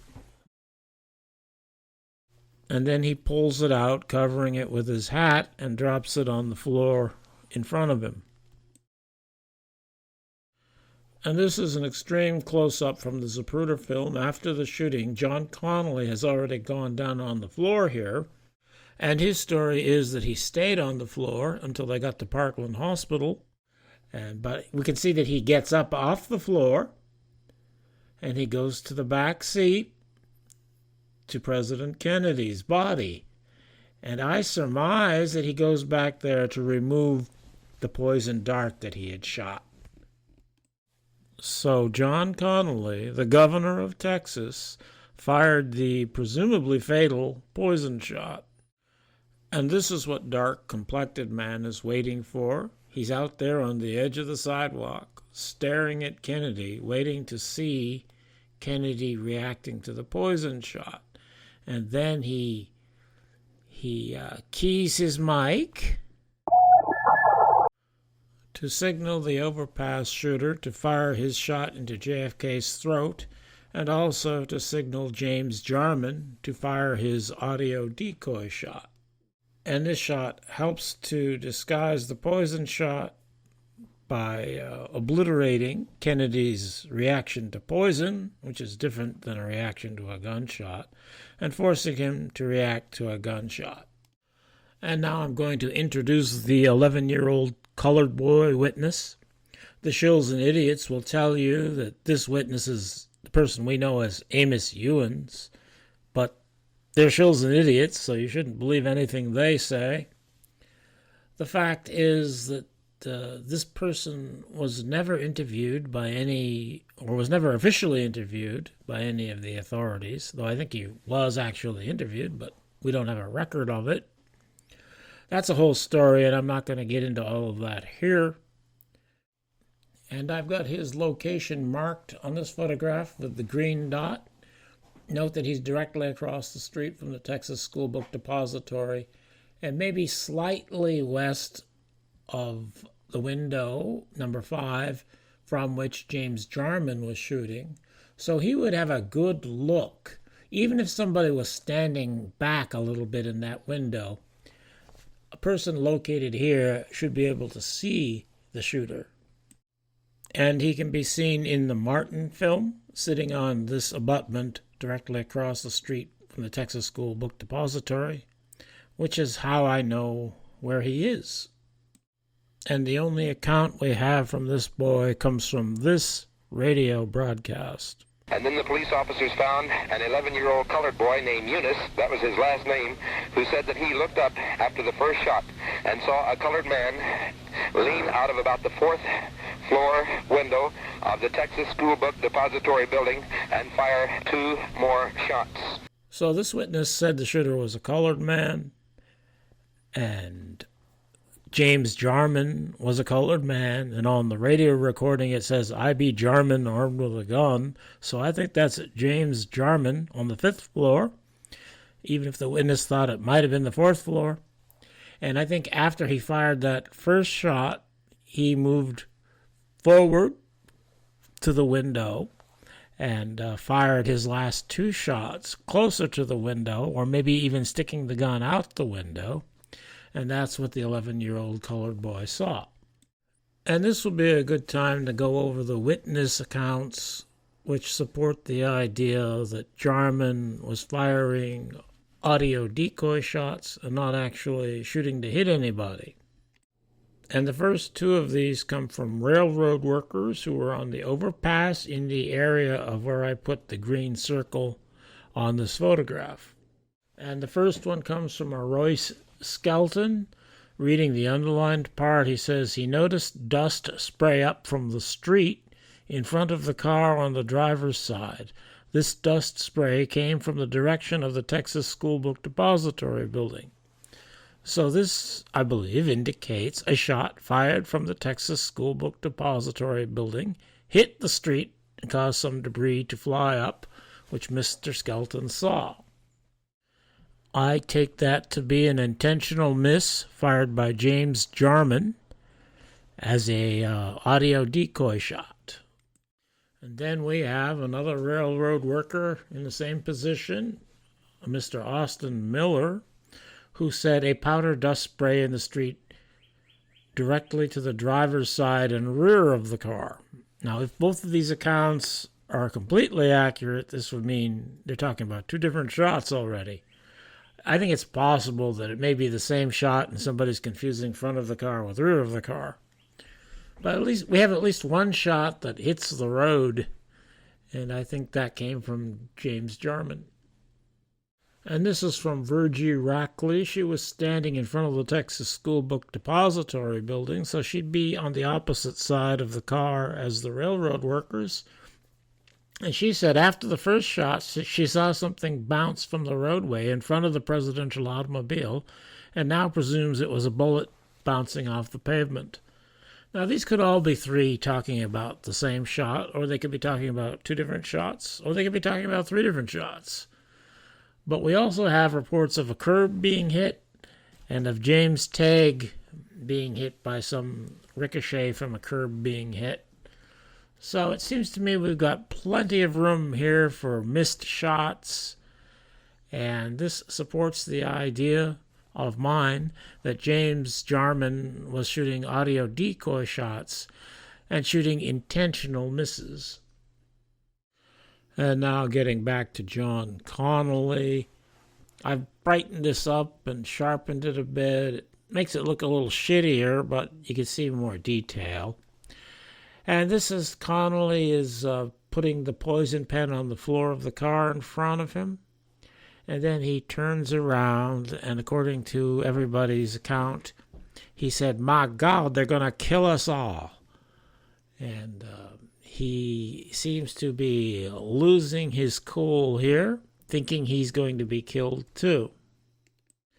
And I surmise that the reason for his concern is that he had not been told that shots would be coming from outside of the car into the car, and that when this shot came from the overpass into JFK's throat, it came by pretty close to his right ear, and he realized that shots were being fired into the car from outside the car, and he thought, oh my God, they're going to kill us all, because he was not expecting that. And so he lost his cool and stopped behaving according to plan. And this, I surmise, created a problem for William Greer, because William Greer needed to shoot JFK, and John Connolly was in the way and wouldn't get down on the floor like he was supposed to do. So William Greer shot John Connolly in the back.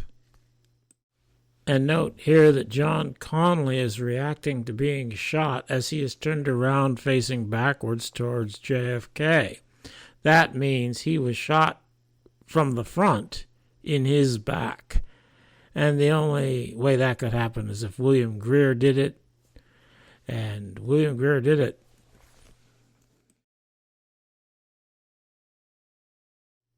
And J. Edgar Hoover, the director of the FBI, was talking to LBJ, the new president, a week after the assassination.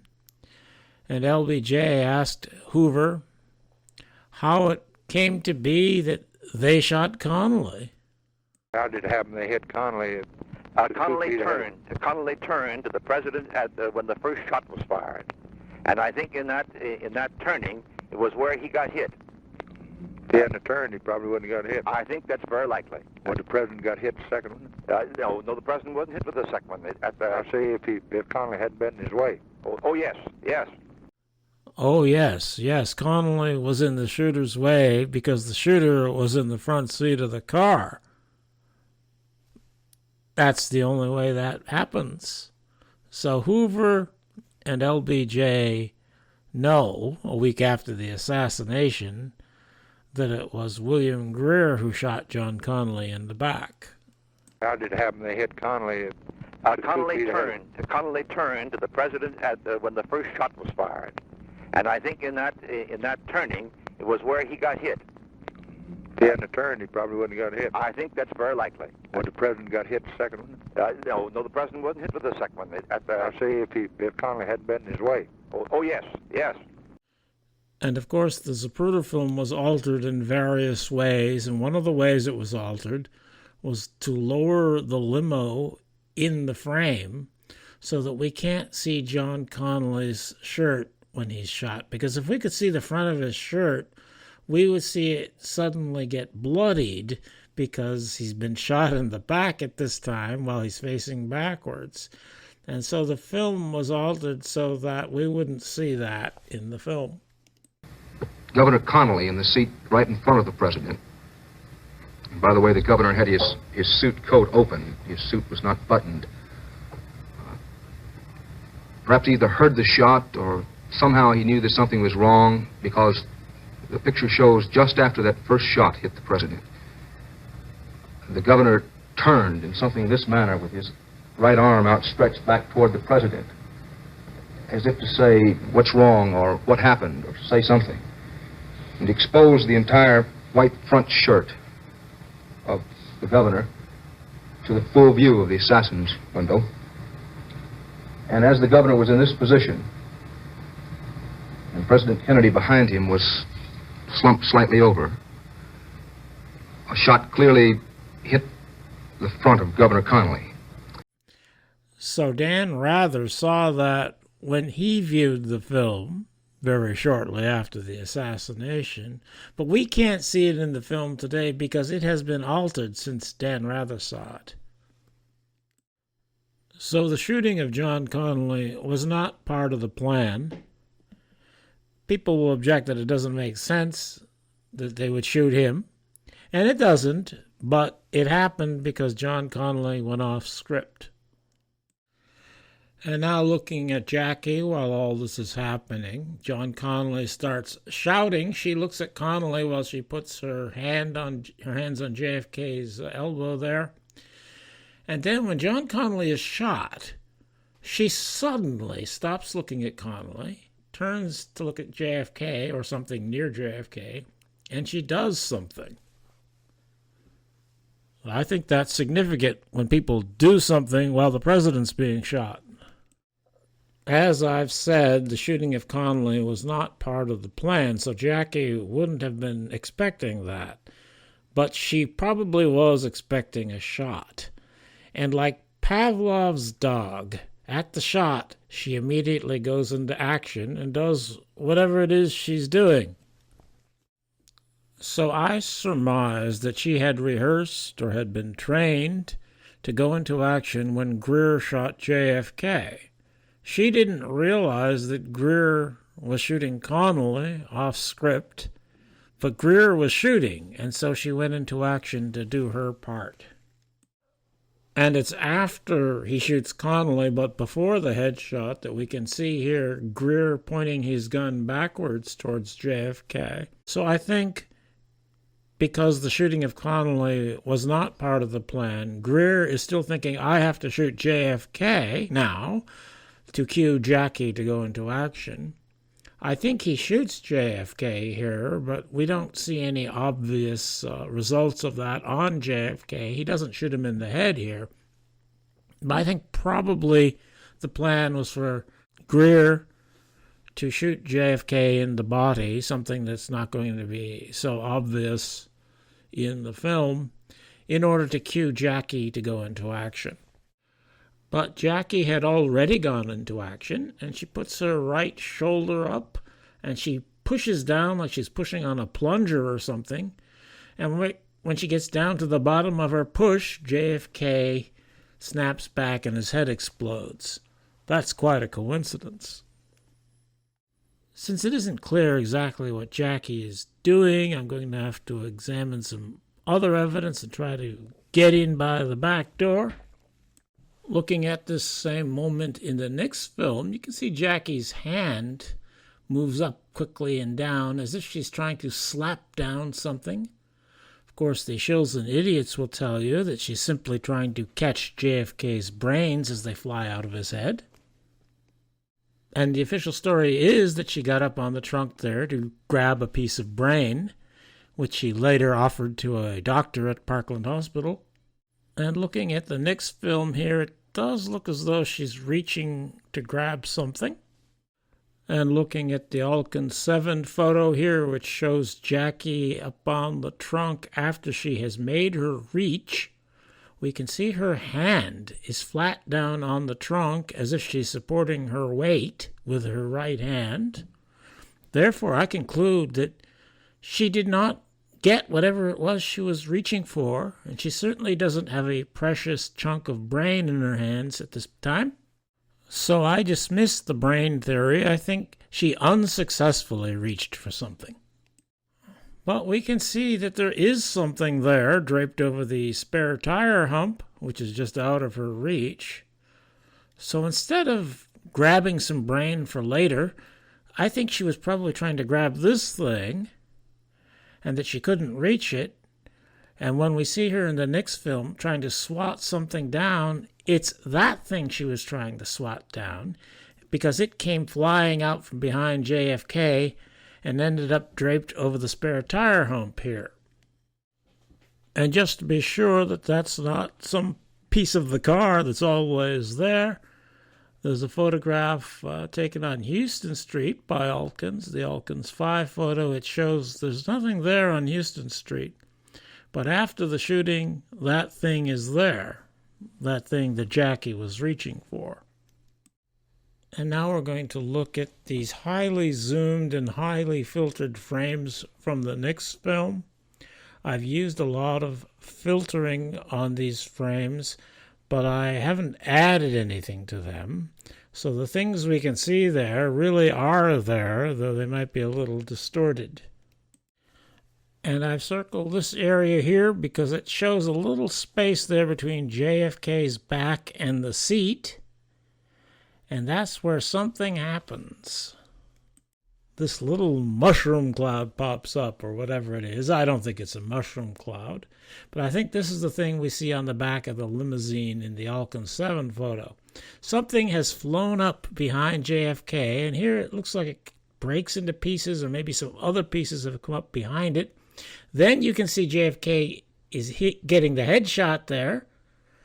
So this slightly preceded the visual headshot, this thing coming out from behind JFK, between JFK and the seat.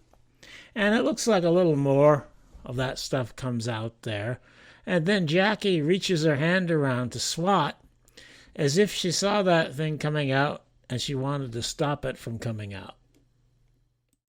So why would the conspiracy want to have something flying up behind JFK while he's being shot? Well, I think it's because JFK was shot from the front, and they want it to look as though he had been shot from behind. So they've got some kind of device behind JFK that's supposed to push him forward when he's shot in the head, so that it looks as though he was shot from behind, when actually he had been shot from the front. I think this device malfunctioned. It was some kind of a balloon or a bladder or something that, like an airbag in a car that suddenly inflated, the idea being to nudge JFK forward, but that the bag broke apart. And Jackie knew all about it, and she realized this was evidence getting away, and that's why she got up on the trunk of the car to grab it. This was a bag, an airbag that was meant to push Kennedy forward to make it look as though he had been shot from behind. Now, this photo does not come from a Monty Python comedy skit. This is a picture of JFK wearing his back brace. And he commonly wore a back brace, and indeed he was wearing one at the time of the assassination. In fact, the back brace he was wearing at the time of the assassination is a piece of evidence in the case, and looky there. Apparently, the back brace has some damage on it, and that damage has darkened borders as if they were burned by something. So it looks like perhaps an explosive device was set off in JFK's back brace. So I think the conspiracy had planted in JFK's back brace some sort of device like an airbag that would suddenly inflate to push him forward, and that it malfunctioned, and a piece of it came out flying out behind him here, and that's why Jackie swatted and got on the trunk. But I don't think that Jackie set this thing off. I think when we look at the Zapruder film, her plunger motion seems to be associated with the visual that happens here, not with JFK being pushed forward. I think also if there was some kind of device in JFK's back brace that it had to be some kind of a radio-controlled detonated thing, that there wouldn't be a string for Jackie to pull or anything like that. And so I think probably when William Greer is pushing the button on the dashboard, as we can see in frame 312, which is just before all this happened, that what the button he's pushing operates this device. It sends a signal that makes this thing explode, so JFK is pushed forward, while simultaneously keying the mic, signaling James Jarman in the Texas School Book Depository to shoot, and also J.D. Tippit on the grassy knoll. So all this is supposed to happen at the same time, or maybe slightly different. Maybe there's a delay for the thing pushing him forward. They don't want to push him forward and have J.D. Tippit miss. So maybe they have it timed somehow. I mean, I don't have a manual that says everything they did, but I think it was something like this. So if Jackie did not detonate this device, then what the hell is she doing here? What does her plunger motion accomplish? And going here to frame 313 of the Zapruder film, what they call the headshot, it seems pretty clear to me that this has to be visually faked here, because JFK was shot from the front, he was not shot from behind. And what we have here, I think, is an attempt to make it look as though he had been shot from behind, because that's how they blame Oswald. I think the blob right on his head was probably photographically faked in the darkroom. But this line we have going up in the air that looks like maybe a skull fragment or something going up, I think that's something that happened on Elm Street, and that is a result of something Jackie did. And here I'm showing 313 on the left and 314 on the right, the first two frames of the headshot, just so we can take a look at this thing flying up into the air. And here I've put in a red line to emphasize the trajectory of this material going up into the air. So keeping that trajectory line in mind, let's compare frame 313 to frame 316. Frame 316 on the right has what appears to be a little black face drawn in by somebody, and it's looking at a blob underneath it, which has a trajectory line behind it, which seems to match the same trajectory that we have in 313. That is, something happens in frame 316 that comes from the same source as whatever happened in frame 313. So it looks to me as if Jackie was operating some kind of a device to provide this exit material flying up in the air, and that this device had some kind of a recoil which put a little puff of smoke out or something. Some kind of a gun, not a gun that would shoot a bullet, but a gun that shoots the gore up into the air. And then 2 frames later or 3 frames later, there's a recoil puff coming out of it. And this is a photograph of the back seat of the car after the car was brought back to Washington. And of course, it could be argued about what is seen here, as everything can be argued about. But what I see here is a cut in the seat, in the upholstery of the seat, and something in the middle there with a red spot on it. And this is right between where the president and Jackie were sitting, and could very well be the source of the trajectory we see in the Zapruder film.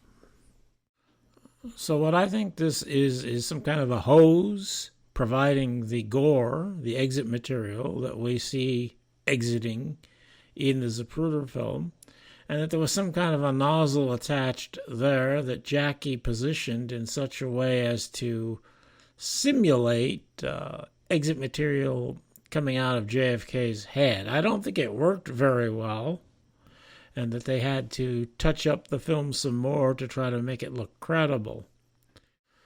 Well, the shills and idiots like to talk about Keystone Cops to explain some of the apparent coincidences in the evidence. But I think what we have here is Keystone conspirators. I think their device to propel JFK forward malfunctioned, and that this is a harebrained idea to have Jackie shoot the cannon of gore to make it look as though JFK had been shot from behind. But they got away with it because they controlled the evidence and they were able to alter the photography. So I think Jackie probably cut open the seat here to gain access to this thing. And as I said, I think there was another piece on it, a nozzle or something, and obviously it's not there now. So the shills and idiots will say, what happened to it? Since the murderers controlled the evidence, they would have had plenty of opportunity to get rid of the accessories. But I think how they did that can be seen in this film from Parkland Hospital. There's a boy walking with a bag away from the limousine, a police-controlled area, so what is he doing there? He's walking away from the limousine with a bag. And I think probably the murderer accessories are in that bag. I don't know who this boy is. Maybe he's the son of a cop. I don't know. But I think that's how they got rid of that evidence. And I think we might have an explanation for how some of the murderer accessories could have got into the car. We have this statement from Jean Hill. That's Jean Hill in the Zapruder film. You can see that she has a very good position to see what's in the car, even what might be sitting on the seat of the car. And she said in her first statement that the president and Jackie were looking at a little dog between them. Well, that little dog between them would be right on this spot that I say Jackie cut open for access to the cannon of gore. Now, of course, the president and Jackie didn't travel with a dog, and the shills and idiots will argue about this. They'll say that some old lady at the airport gave them a lamb chop puppet. I won't get into what a lamb chop is, but that's all bullshit. What Jean Hill saw was what looked like a little dog. And in a photograph of the limousine taken on the highway after the assassination, we can see what looks like a little dog. I don't see why it would be this high in a position like this where we could see it in this photograph, unless it was something that had been used, probably by Clint Hill, the guy sitting behind it. And Clint Hill did perform some touch-up activities on JFK's head wound, as we can see in this photograph on the way to Parkland Hospital. So he would have needed some supplies to do that, mortician's wax or something. So probably this little dog is not actually a dog, of course. It's like a stuffed dog, or maybe it's kind of a purse shaped like a dog. And probably it held various things that the assassins in the car would need.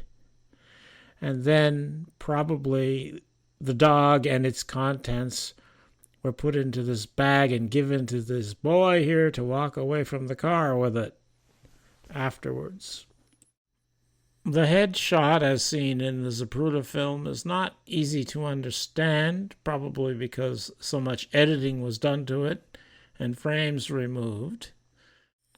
But I think that what is commonly called the headshot was completely faked by a combination of what I've gone over in here, what Jackie did with the cannon of gore, and some film editing, and that he wasn't actually shot at that moment.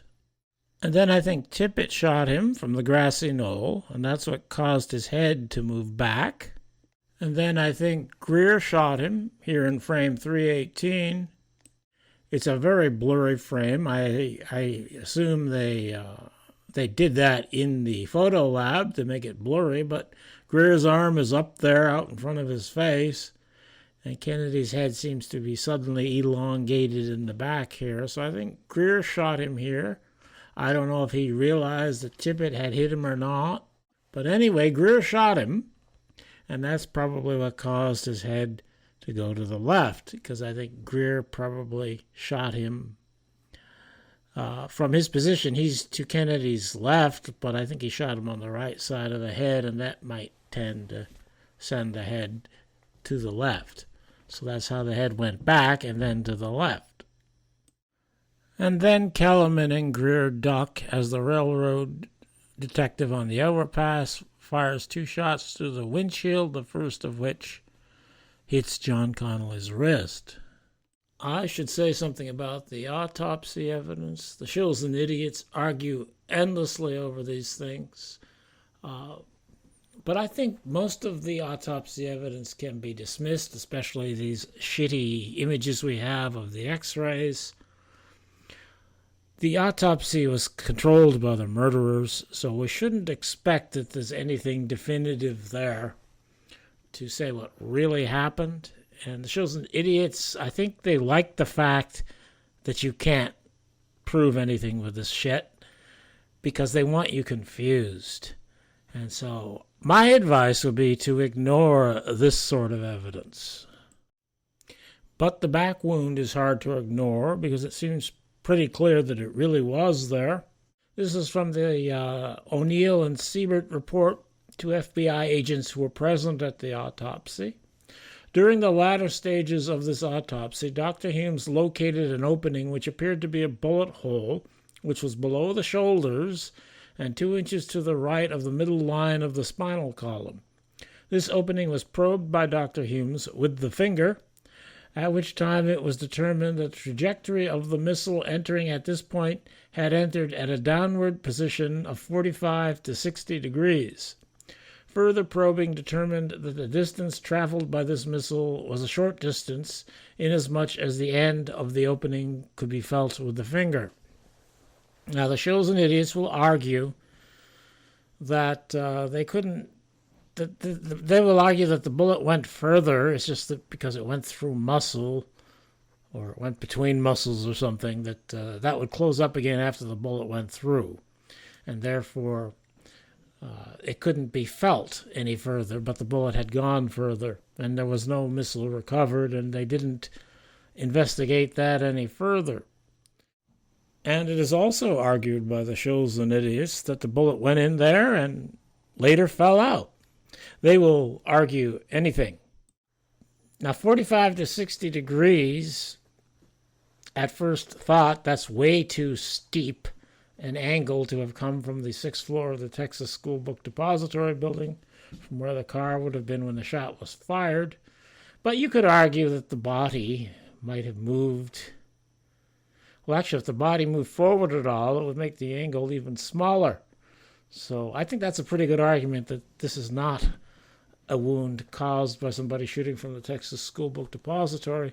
But my argument is nobody shot from the back at all, or nobody hit JFK from the back at all. So this is something I need to address.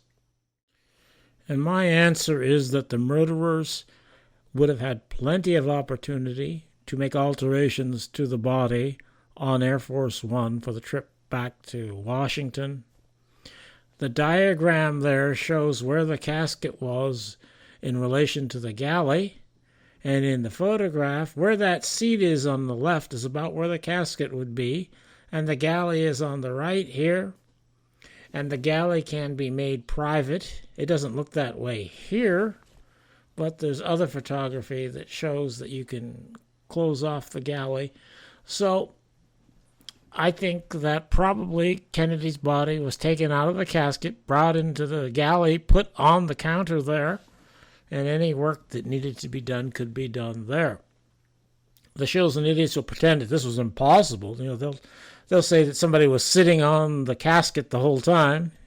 Jackie was sitting on the casket or whatever.